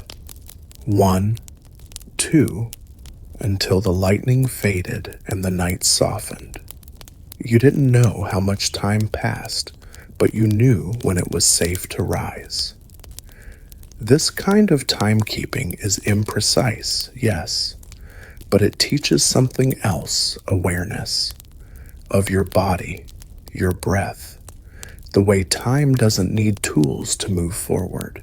It just does. Some elders say you can tell a person's age by how they breathe in sleep, short and fast. A child, long and slow. A farmer with 40 winters behind him. One midwife swears she once counted a newborn's first 12 breaths as a way to measure their strength. Each breath a promise, she said. At night, the rhythm changes. You breathe differently lying still than working fields. You learn to notice the shift, how rest stretches the seconds, how fear tightens them, how anticipation slows them to a crawl. You remember one festival night, waiting in the dark behind the chapel for a secret meeting. You weren't scared, just alert. Every breath felt like a drumbeat. When she arrived, she said nothing, just sat. You both counted time silently, side by side, until someone whistled from the other end of the square. That was your signal to part. No candle, no song, just lungs and heartbeat and memory. Even now, on long walks, you fall into breath counting without thinking.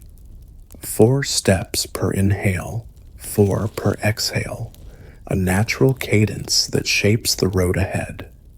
You've walked miles like that, counting yourself from one village to the next. The monks use it too. They won't admit it, but you've seen them breathe in time with the chant. That's why it flows. That's why it soothes. Even prayer at its root is a rhythm of breath, spoken, repeated, carried on the air. Tonight in the loft, the wind is still. The stars have begun to show. You place a hand on your chest and count, not to measure time, but to mark it, to stay grounded in the slow unraveling of night. 1, 2, 3. You won't reach 100. You rarely do. Because somewhere along the way, sleep will gather you in, and you'll drift from counting to dreaming, from heartbeat to hush. And when you wake, the light will have changed, the world will have turned, and time, gentle and unseen, will have kept going exactly as it always does. The road is quiet tonight, blanketed in silver. You're walking slow, careful with each step because your lantern's flame trembles with every gust, and your boots keep finding the softest parts of the earth. Above you, the stars are wide awake. Ahead, the trail winds into dark. But you're not worried because you've done this before. You know how to travel by moon and stars. When the sun's asleep and the bells are silent, it's the sky that guides you, not some polished compass or scratchy map, but the ancient constellations stitched across the night. You don't know their names in Latin. Maybe the priest does, but you've got your own. The shepherd's hook, the river fish, the crone's cup. Names passed from mouths older than anyone remembers. And the moon, she's your soft-spoken guide. Not always on time, not always present, but when she is, she's enough. Tonight she's just past full, hanging low and golden, turning every stone into something magical and every shadow into something suspicious. You can see the fork in the road from a dozen paces away, even without your torch. That's moonlight for you, quiet certainty. Historians still argue how common night travel was in medieval times. Most assume it was avoided too risky, too cold, too easy to fall into ditches or worse. And sure, that's true in winter, or when the clouds roll in. But on nights like this, the road calls.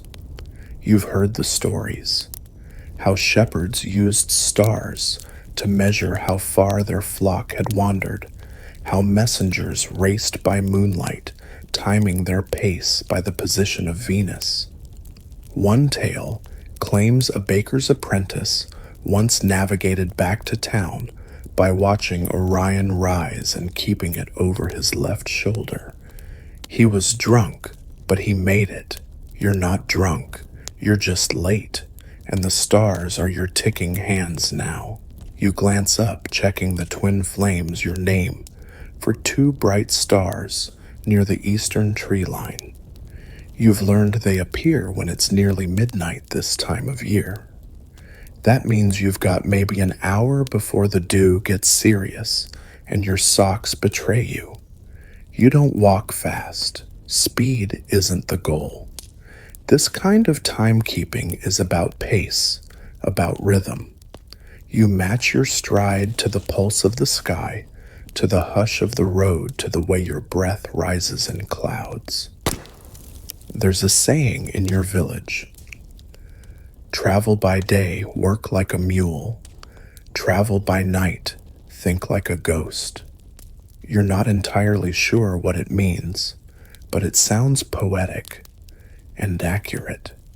You do feel a little ghostly out here, like you've slipped out of normal time and into a secret corridor where only stars keep watch. You pass a field you know by scent alone, the faint tang of rosemary, a clump of brambles you once tripped into.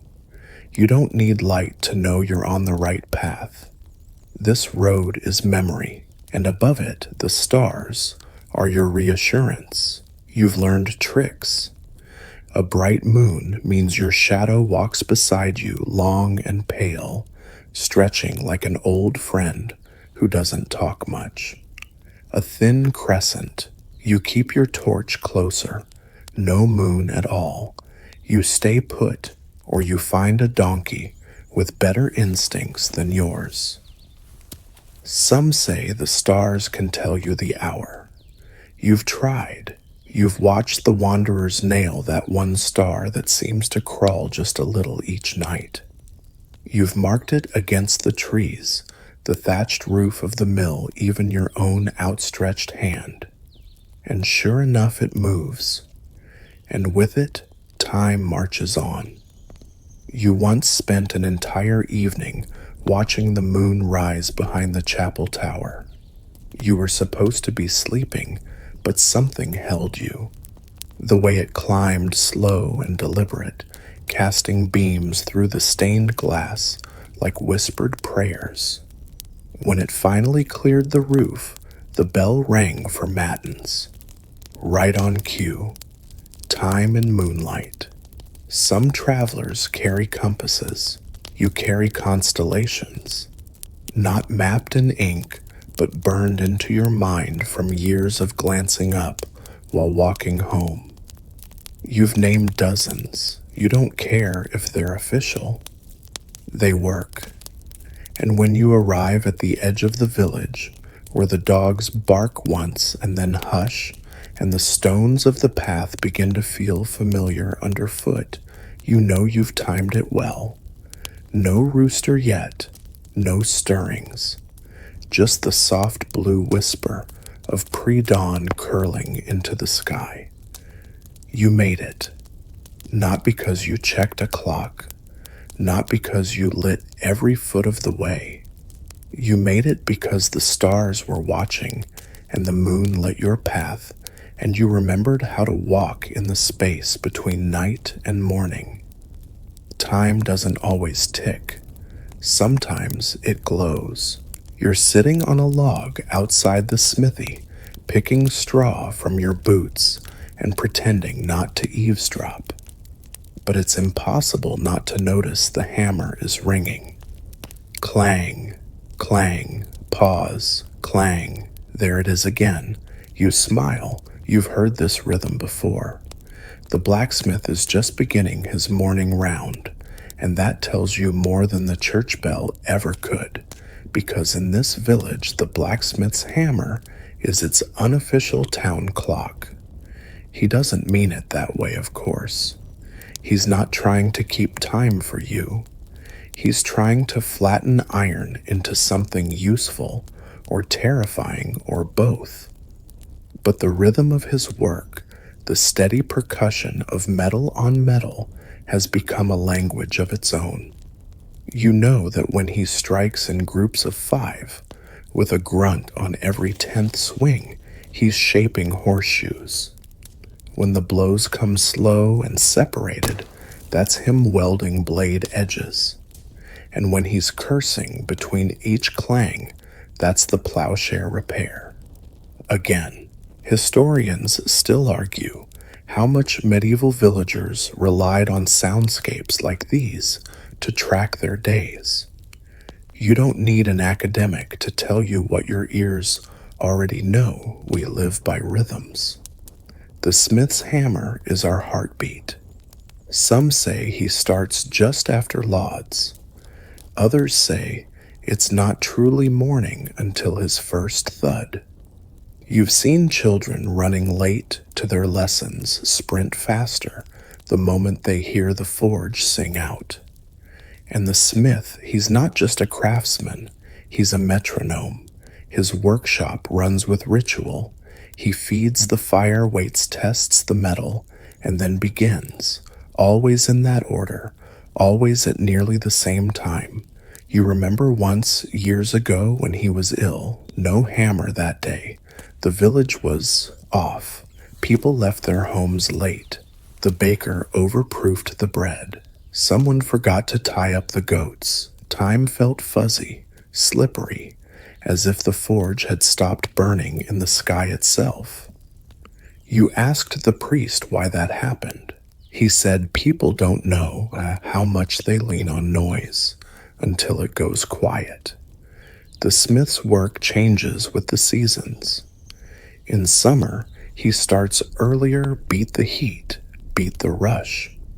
In winter, the fire takes longer to rouse, and the first clang comes like a whisper against snow. Either way, when it begins, you feel the day moving forward. You've counted once out of boredom, not science. A sword takes about 300 strikes, a gate hinge, maybe 100. A cooking pot depends on how fancy the Lord wants it.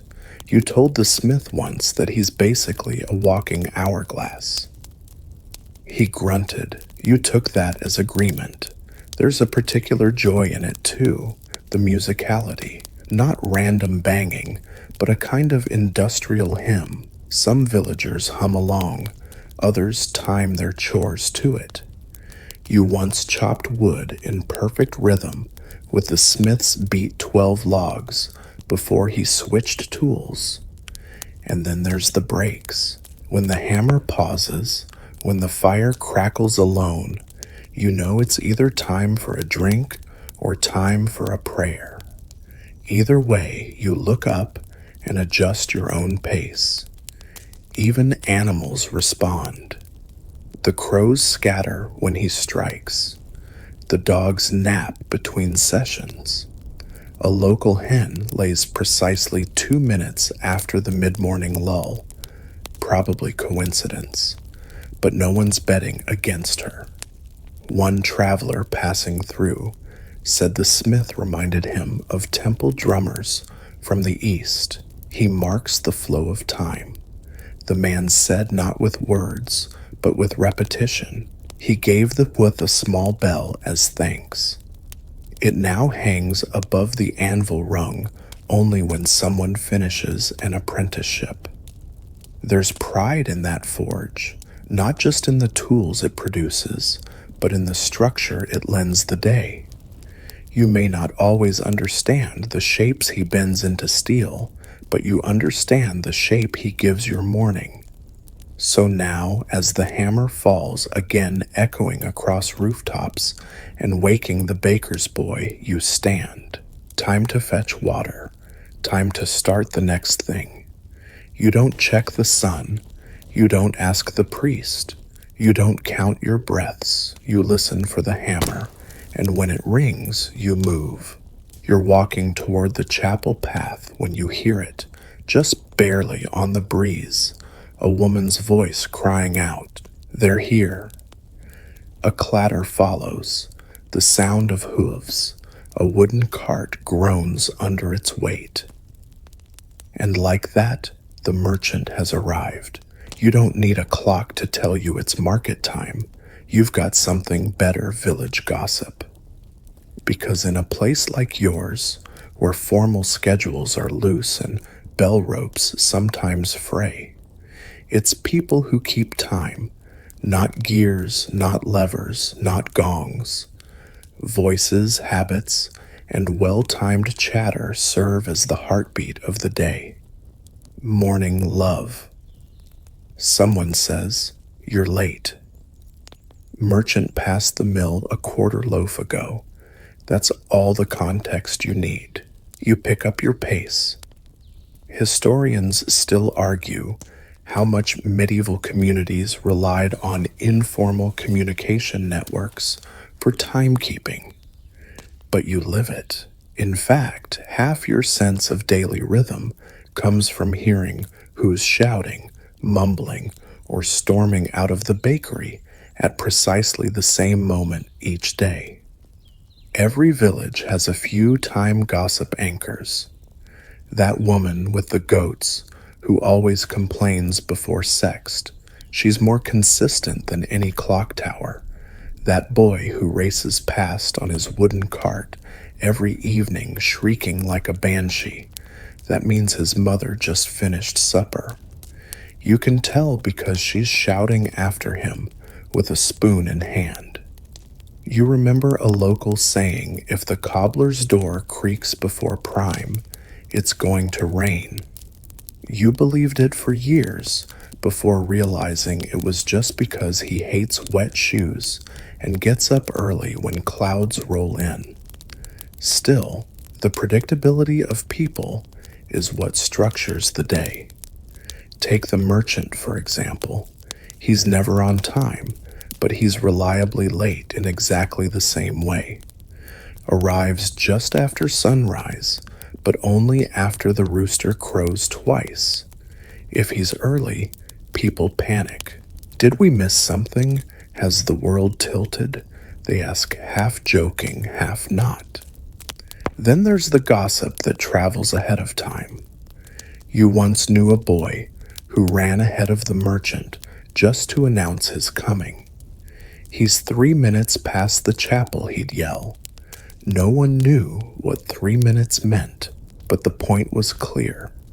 Get your eggs and coins ready.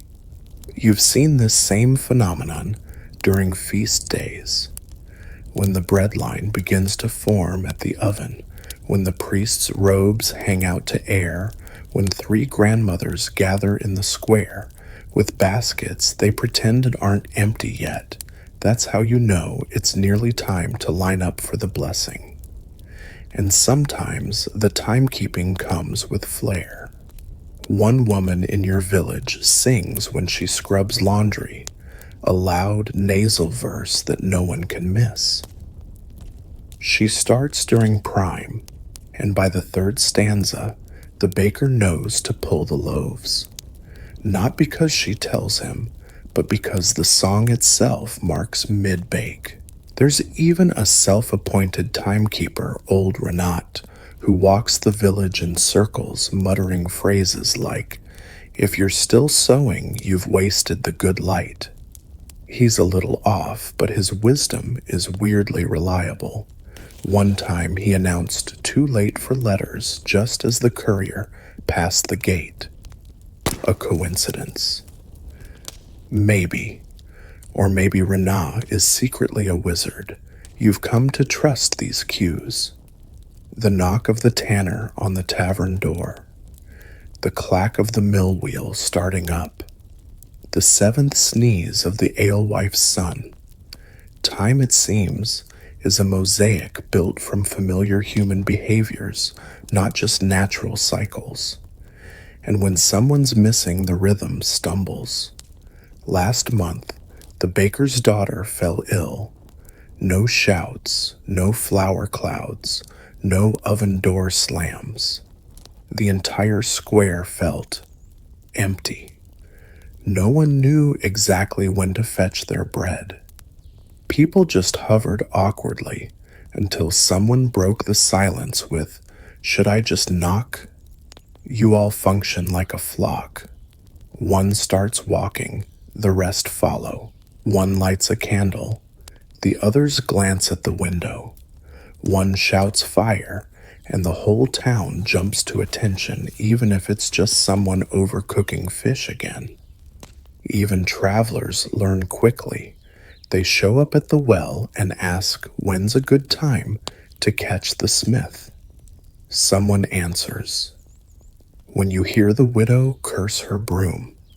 That's when he leaves for lunch. It sounds absurd, and it's completely accurate. So as you join the others near the market cart, scanning what's been brought, dried figs, spools of wool, a few suspect apples, you realize you've arrived right on time. Not by watching the sun, not by ringing a bell, but because someone shouted, someone grumbled, someone laughed, and the world moved accordingly. And in a village like this, that's all the clock you'll ever need. The sound of iron on anvil has gone quiet. The merchants have packed their carts. The smell of stew lingers in the air. But for you, the timekeeper now is not a bell, or a chant, or a cartwheel clatter. It's something gentler, slower, something with fur and hooves, and a surprisingly consistent sense of routine. You glance toward the edge of the field. The geese are marching home. That's how you know it's dusk. In this world, animals are more than food or labor. They're your neighbors, your tools, and sometimes your unwitting clocks. Their habits are so precise, so repeatable, that whole parts of your day orbit around them. The dog barks before prime, the cow moos before sext, the pigs shuffle toward the trough as the sky turns gold. And you follow them not as a master, but as a partner in a strange mutual choreography of time. Historians still debate how consciously people used animal behavior to mark time. Was it instinct or intentional observation? You don't need parchment to answer that. You've spent enough years on this land to know that when the chickens stop pecking, the day is nearly over. When the oxen sigh and settle, it's safe to stop chopping. And the cats, they stretch into the same patch of sun every afternoon, like little living sundials adjusting themselves with unspoken grace. There's a particular sheep, old a little ragged, who bleats exactly 6 times before heading toward the gate. The 6th bleat is your signal to gather your tools. You used to joke about it, but one day you ignored her and ended up working too long caught in the rain. You apologized to the sheep the next morning. She seemed to accept it. Even the bees keep time. They buzz with more urgency just before the sun begins to dip. And if they vanish back into their hives early, you can be sure a storm's coming. You once overheard a boy say, "If the bees cancel their plans, so should you." In the colder months, when the sun is shy and the bells freeze in place, animals become your main cues. You follow their breath, their hunger, their sleep. You listen to how the cows chew, how the hens nestle, how the dogs curl. There's one dog in the village who does rounds. Nobody trained him. He just wanders from doorstep to doorstep every evening as if to say, "Time's up. Go inside." When he skips a house, people worry. "He didn't come by yesterday," someone murmurs, and everyone exchanges looks. You've seen people adjust meals based on animal movement. The ducks haven't settled yet, no sense rushing the stew. The goats are still climbing, supper can wait. No one questions it, because in a place without chiming hours, the flock knows best. Even newborn calves and chicks seem to enter this rhythm with eerie speed. A lamb born at noon may take only 2 days to start bleeding in sync with sunset. You've joked that the moon teaches them. Maybe she does. One evening, the geese didn't return. Everyone noticed. You did. The baker did. The priest paused mid-sermon. That absence was louder than any bell. Turns out, they'd wandered into the stream and gotten distracted by a particularly shiny rock. Someone had to go fetch them, cursing, soaked, and late for supper. But for the rest of that week, folks were on edge, as if dusk couldn't happen without the geese approving it. You've learned to build your day around this, not because someone told you to, but because animals, unlike clocks, are alive, responsive, relatable. They remind you that time is not just a number, it's a feeling shared across species. When the rooster crows too early, you curse him, but when he's quiet, you worry. When the mule brays at dawn, you groan, but if he sleeps in, you check for fever. These creatures are more than tools. They're your companions in timekeeping, your colleagues, your witnesses. So now, as the last chicken hops up into her perch and the geese complete their noisy march past the garden, you take a deep breath. The air smells of cooling bread, damp grass, and the kind of quiet that only comes when the day exhales. You don't need a sundial to tell you to rest. The animals have spoken, and that's more than enough. You're counting beans, not metaphorically, literally, sorting the good from the worm-bitten. By candlelight, your fingers moving almost on their own. The fire pops in the hearth. Outside, the village is quiet, and just as you finish the third handful, someone in the next room says, "Tomorrow's meatless." You nod. You'd already guessed that, because you've lived your whole life marking time not by days of the week, but by feasts and fasts. In your world, the liturgical calendar is your true calendar. The church's cycle of saints and seasons does more than tell you when to pray. It tells you when to plant, when to feast, when to clean, when to mourn, and when it's finally okay to eat cheese again. You don't say it's Thursday. You say it's the day before St. Ethelburga, or the last fast before Lammas, or simply the day after no one was allowed butter. Historians have debated whether common folk really understood the church's full calendar. Maybe you couldn't read the Latin missals or recite the entire liturgical cycle in order, but you knew it in your bones. You felt it in your chores, in your meals, in your stomach. Advent. That's when the days get cruel and turnips become gourmet. Lent. That's the 40 days when your body forgets what bacon is. Easter. That's not just a holy day. It's Egg Day, when everyone's pantry gets weirdly generous. You once saw someone weep with joy at the first bite of butter after Lent. You'd laugh if you hadn't done the same. These days and seasons don't just give you permission to eat or abstain, they're how you measure the year. Christmas isn't a date.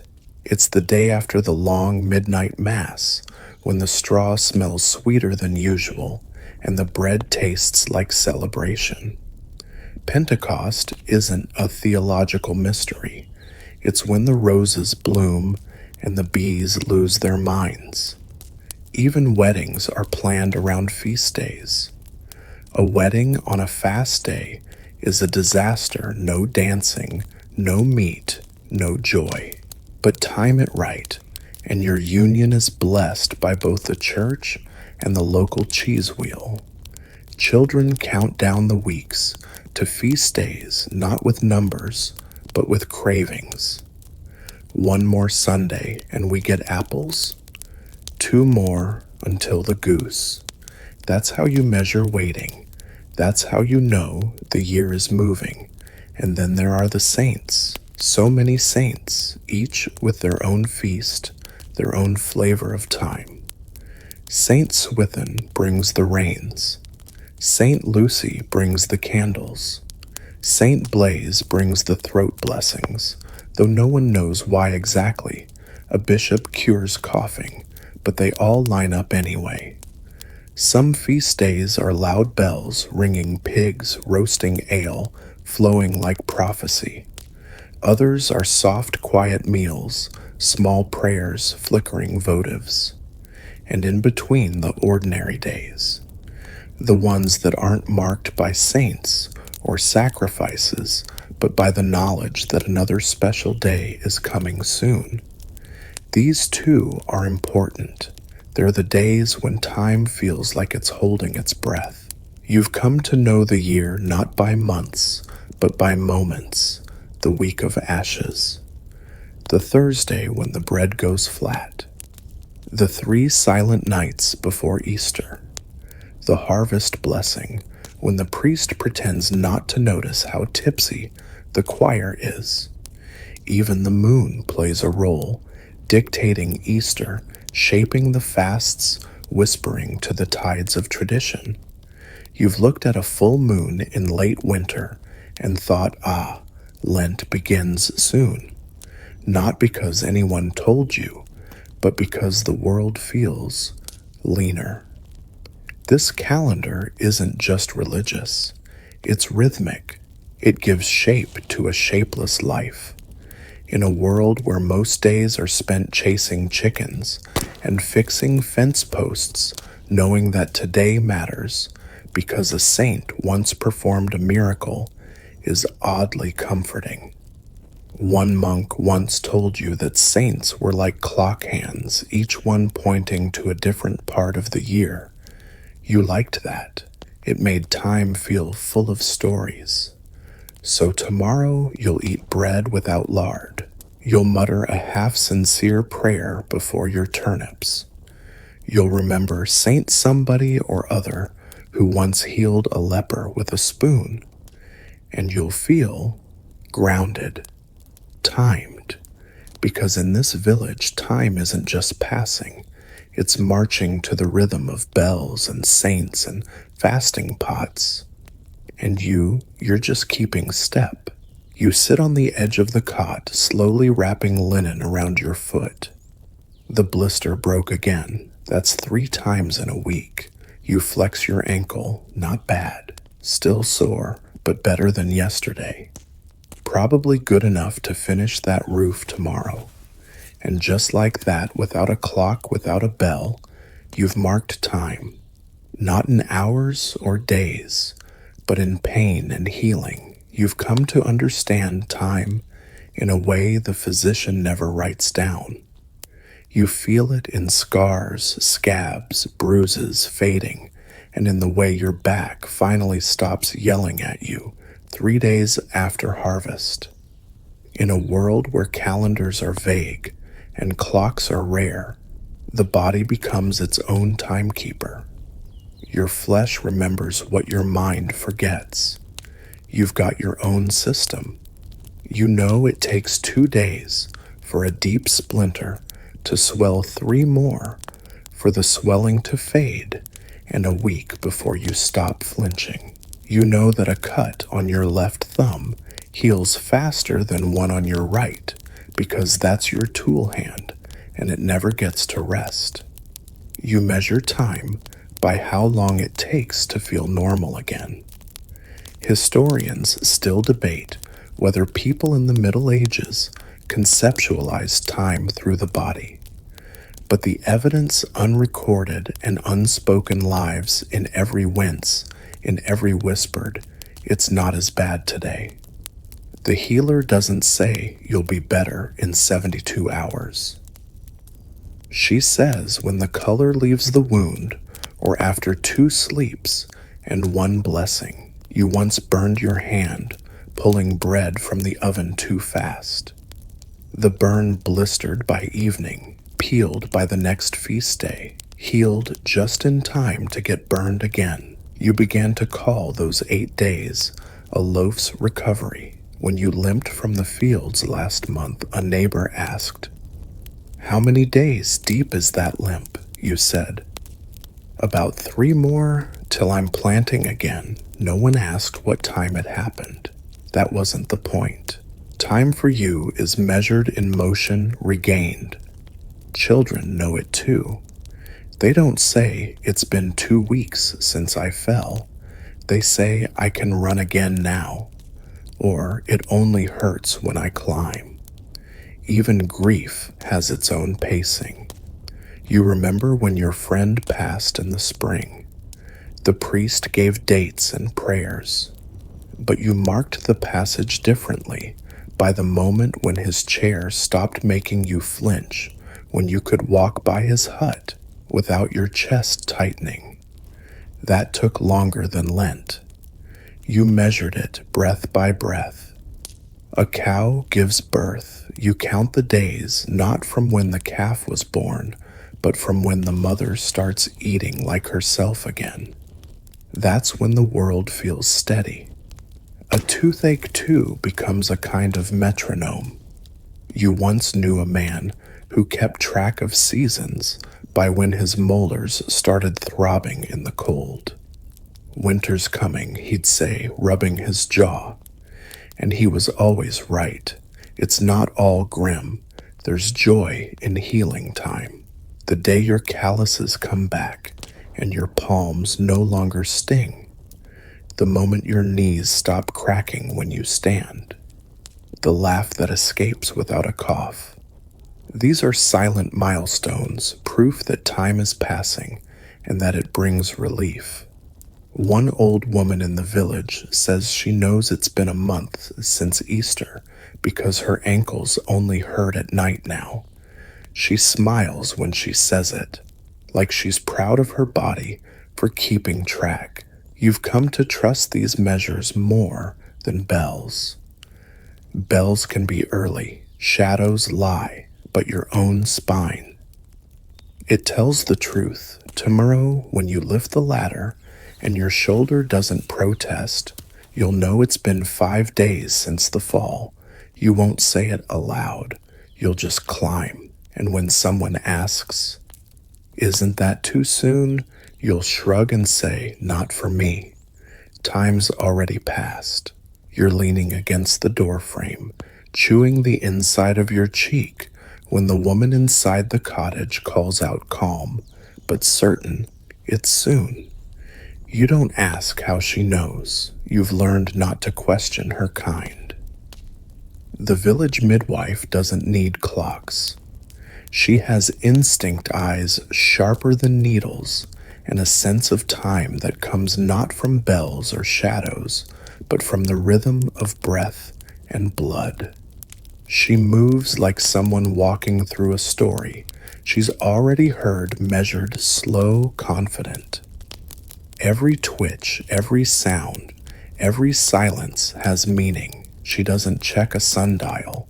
She checks the set of the mother's jaw, the tightening of her hands, the hush between contractions. She's told you before, the baby will come after the second wind. You asked what that meant once. She said, "You'll know it when you hear it." And you did. because in the realm of birth time has its own gravity. It bends and stretches, slows to a crawl, then snaps forward, and somehow the midwife keeps pace. Historians still argue whether medieval midwives practiced based on ritual intuition or inherited knowledge, but you've watched enough of them to know it's all three wrapped in a clock made of flesh. She times the labor not by hours, but by phases. The first look, the restless pacing, the soft moaning, the quiet between, the shouts, the silence, the push. You once heard her say, "It's been a candle's length since her waters broke." And she was right, not because she counted minutes, but because she watched the flame lean and flutter, watched the mother's face, listened to the creaks in the floorboards. She knows the difference between false labor and real by the way the mother stands, by the way the father starts pacing faster without realizing, by how the dog won't leave the doorstep. You saw her once years ago hold a laboring girl's hand and murmur, "Not yet.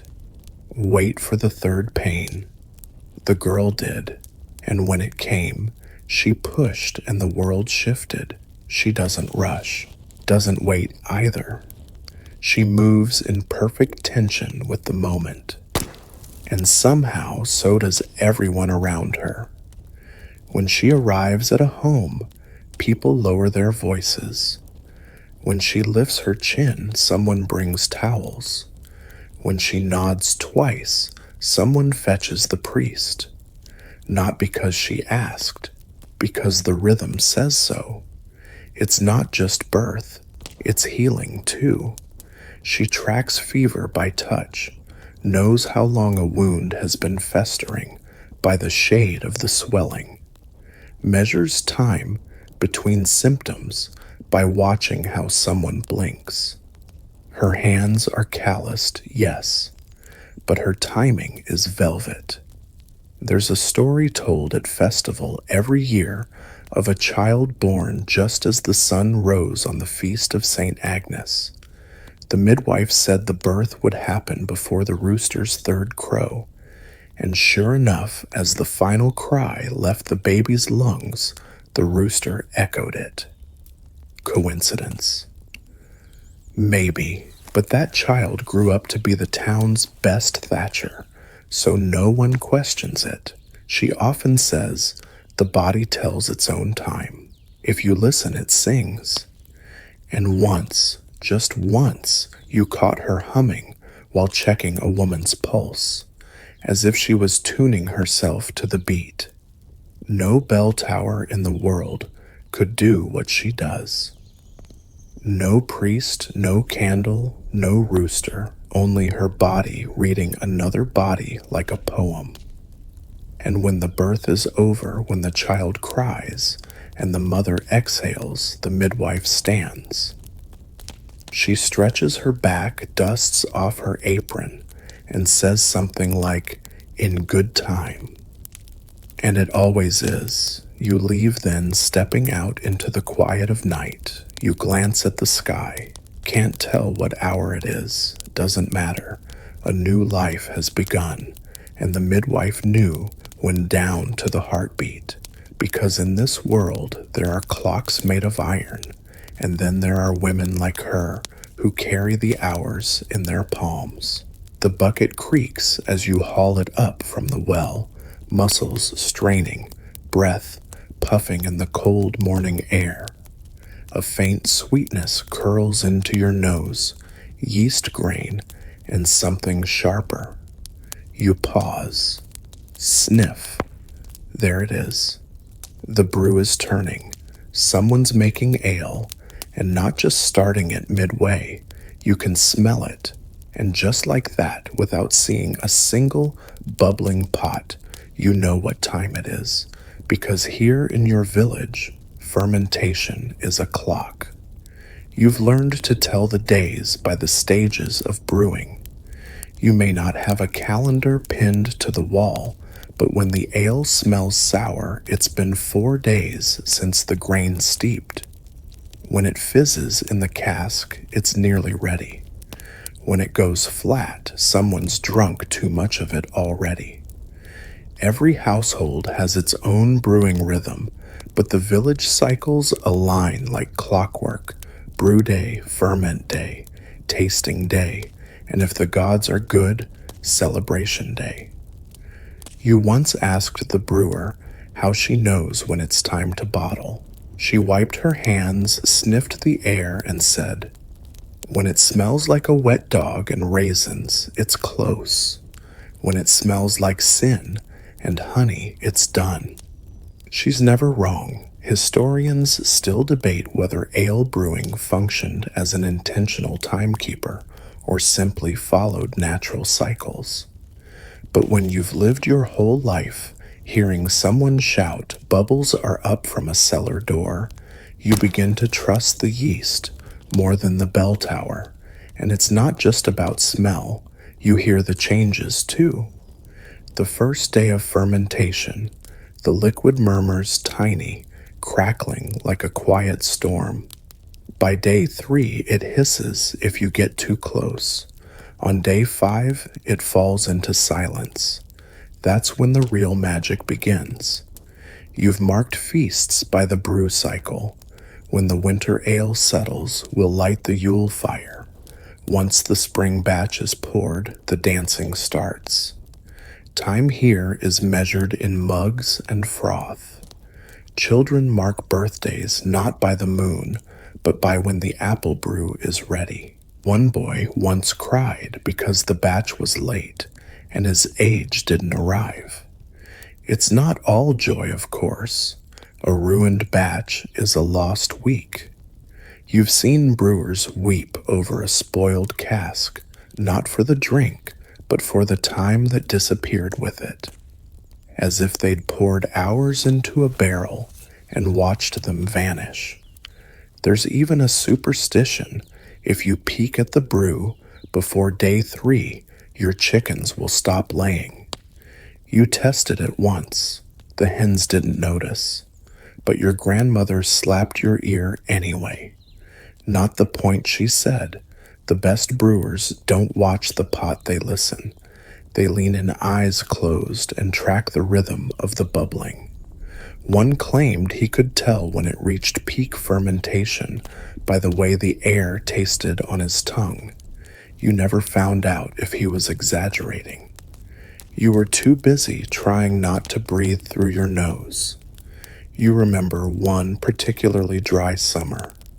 Crops failed, wells dipped low, but someone, no one's sure, who started a small batch of honey beer in secret. When the smell drifted across the village, everyone stopped. Hope carried on a wisp of warm malt. That batch didn't last a day, but it got people talking again, planning again, counting time again. In many ways, fermentation is your village's pulse. It rises, it fizzes, it rests, it pours. Just like the year, just like the body, just like faith. And when a new batch is done, you gather. Whether for feast or funeral or harvest or birth, the mug always appears. And someone always says it's ready just in time. So now, as you set the bucket down and the wind shifts, carrying more of that sweet sour tang past your face, you know without checking the festival is 3 days away. The ale's about to settle, time to fix your boots, because soon the cups will be filled, and time for a few golden moments will taste like something worth waiting for. You squint up at the clouds, then down at the chickens. The air smells odd, charged like metal after sharpening. A hush has fallen, the kind that presses into your ears and makes the birds quiet. You don't need anyone to tell you. You already know. A storm is coming, and if you had to guess the time, you'd say it's 4 thunder counts to supper. Because here, you don't just track time by the sun or the bell tower, you track it by the sky, by the way the wind bends the trees, by how quickly the air turns thick, by how long it takes the storm to reach the oak tree on the ridge. This is weather watching as timekeeping, and while it's not written in any book, it's as real as the mud between your toes.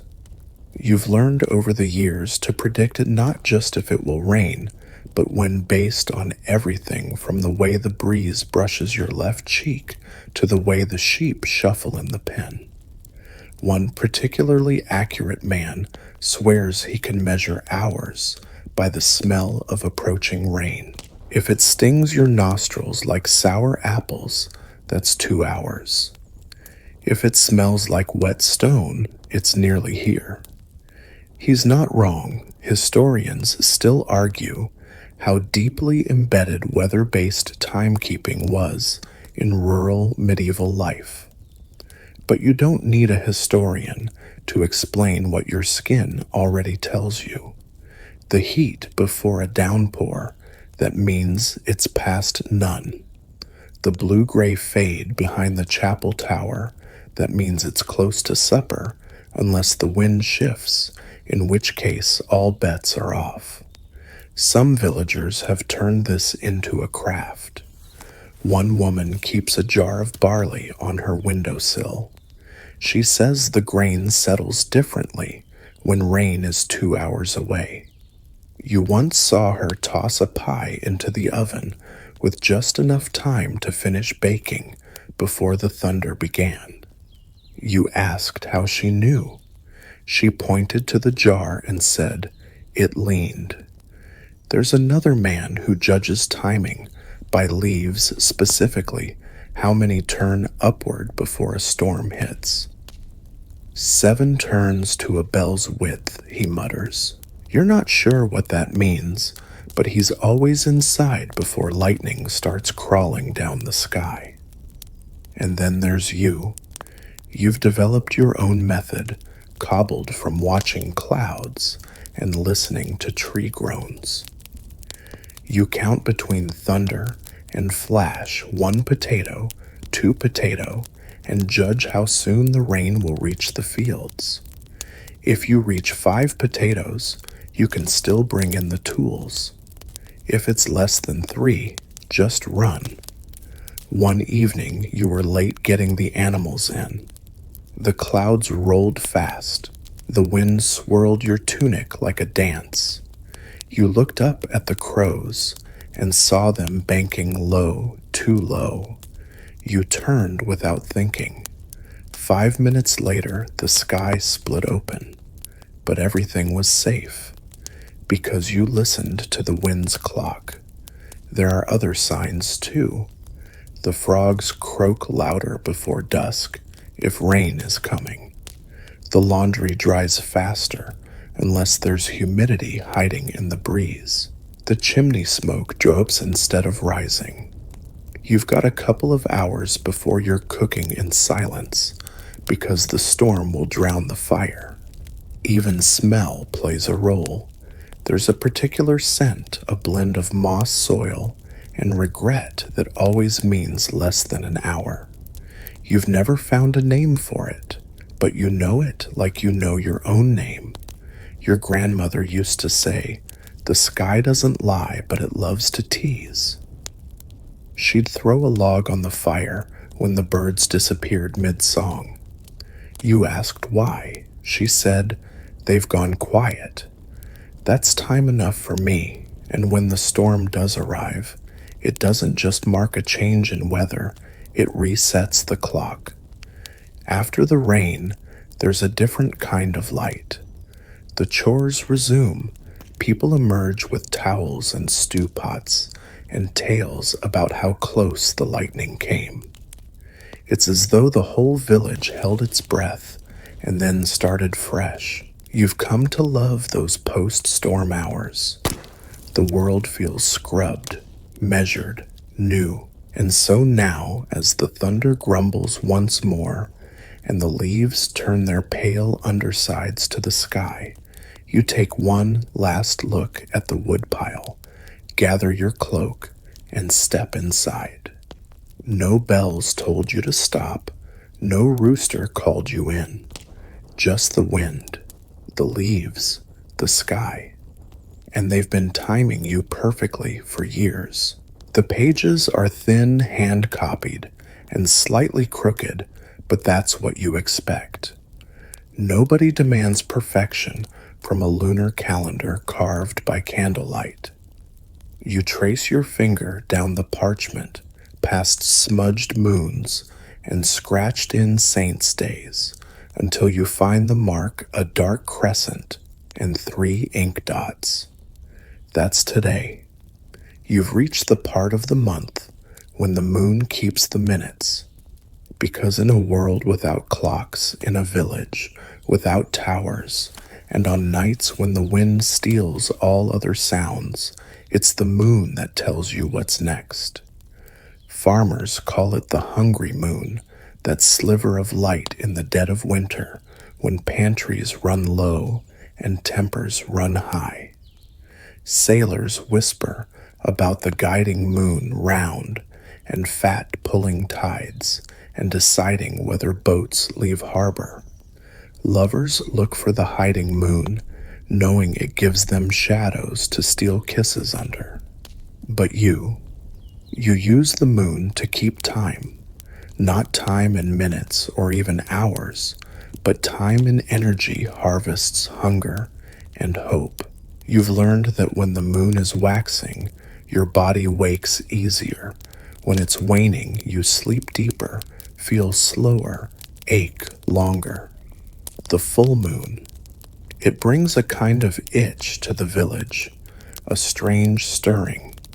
More arguments, more babies, more spilled soup and sleepless nights. Historians still debate how much medieval people relied on the moon for organizing their routines. But the stories are everywhere. You've seen lunar guides scratched into wood, built into songs painted on church walls, and you've heard the phrases your whole life. Wait till the moon turns. Don't cut your hair under a gibbous sky. Marry on a new moon for a fresh beginning. Even the market follows the moon. The next traveling merchant always arrives after the second full moon of Lent. You've never seen him early, not once. There's a village boy who insists he can smell moonlight. It's like snow and milk, he says. You don't press the matter. After all, he's the one who always guesses when someone's gone into labor, usually on the first quarter.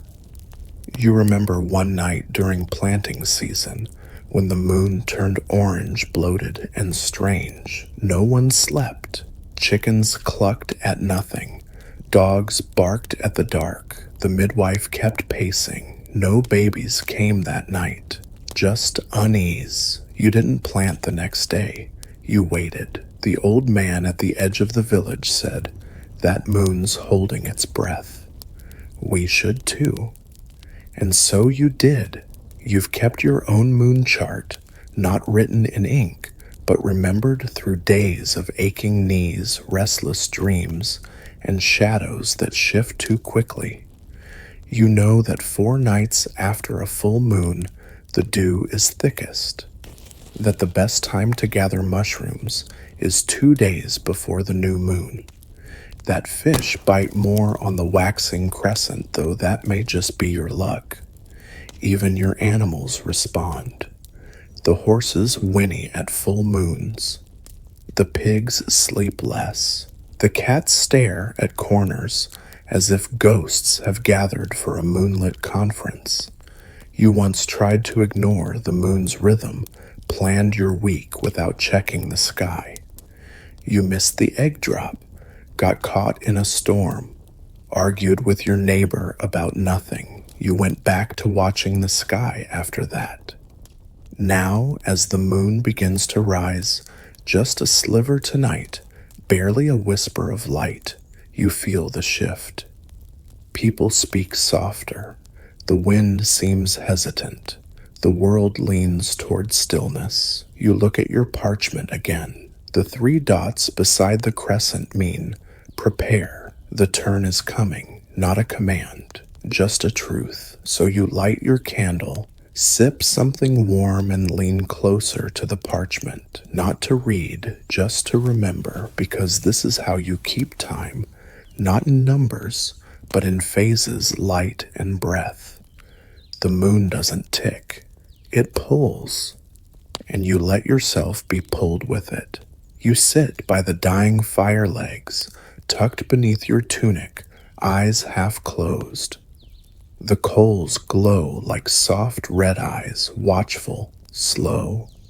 You could poke them, stir them to life, but you don't.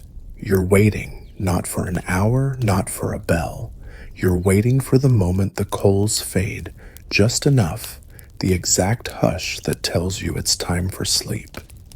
Because here at the edge of the world, in a night without clocks, without buzzing phones or glowing screens, you've learned the deepest secret of them all. Your body knows the hour. It always has. And in the medieval world, that was enough. You stretch. Your shoulders creak like the hinges of the old barn gate. You hear the wind shift against the shutters, the straw settle beneath you. Somewhere far off, an owl calls 3 slow hoots. Not quite midnight, you guess. Or maybe just after. Nobody told you. You simply know. For centuries, people like you moved to the rhythm of their breath. The pattern of stars, the cooling of stone, and the slow, steady lullaby of village life. They didn't panic at the lack of minutes or panic about lost time. They lived in it, swam in it, and at night the signals were clear. You can hear the others too.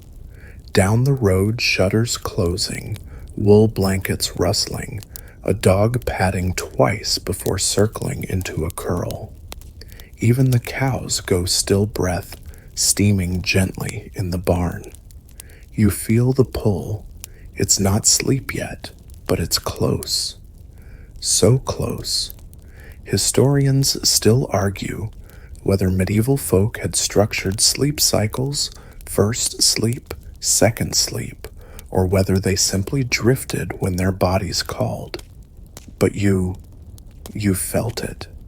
That natural ebb where time isn't a line, but a wave. You rise and fall with it. You remember one winter when your candle gave out early. You sat there in the dark, frustrated, no light, no time, nothing to do. But slowly, as the silence pressed in, your breathing slowed. You didn't choose to sleep. It just came, like a tide washing over thought. That's when you realized sleep is a kind of clock too. One that resets you every night, carries you through its own shadowed hours, and wakes you just as the sky begins to pale. And the mornings, they're their own timekeepers.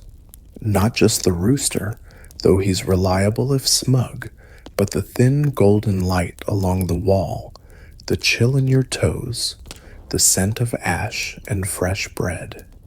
You don't need numbers to greet the day. You need only to listen. Now, with your eyes closed and your breath soft, you think about the journey you've made across sun and shadow bells and birds, footsteps and firelight. You've told time with bones and moonlight, with laughter, labor, and loss. You've learned that the world doesn't need ticking to turn. And as your thoughts drift, melting into the hush of the night, you smile. Because somehow, in a world without clocks, you've always known what time it was. Final 300 words. And now, as the last thoughts fade into the hush of memory, You feel it, that gentle unspooling. The world loosens its grip. The air is softer now, slower, like the sky is tucking itself in above your roof. You are warm, you are safe, and you are exactly where you need to be. Let your shoulders fall heavy and still. Let the stories you've just wandered through settle like snow in your chest, quiet, steady, unhurried. There is nothing to chase now, nothing to solve. The night does not demand from you, it simply waits, and so do the stars. Outside, the breeze moves through the trees like fingers over old parchment, a lullaby for the leaves, a hush for the earth. In the deep silence between words, your breath has become a rhythm all its own, a kind of clock that asks for nothing but rest. And somewhere far away, maybe in another village, maybe in another time, someone else lies beneath the same sky wondering how the old world kept track of its hours. The answer, of course, is what you already know now. They listened. So listen too, to your body, to the dark, to the quiet knowledge that you have permission to rest. Let your eyes fall closed like shutters drawn at dusk. Let sleep take you gently and completely. Time will keep turning, but for now let it turn without you. Sweet dreams. Word count 1531, including wind down.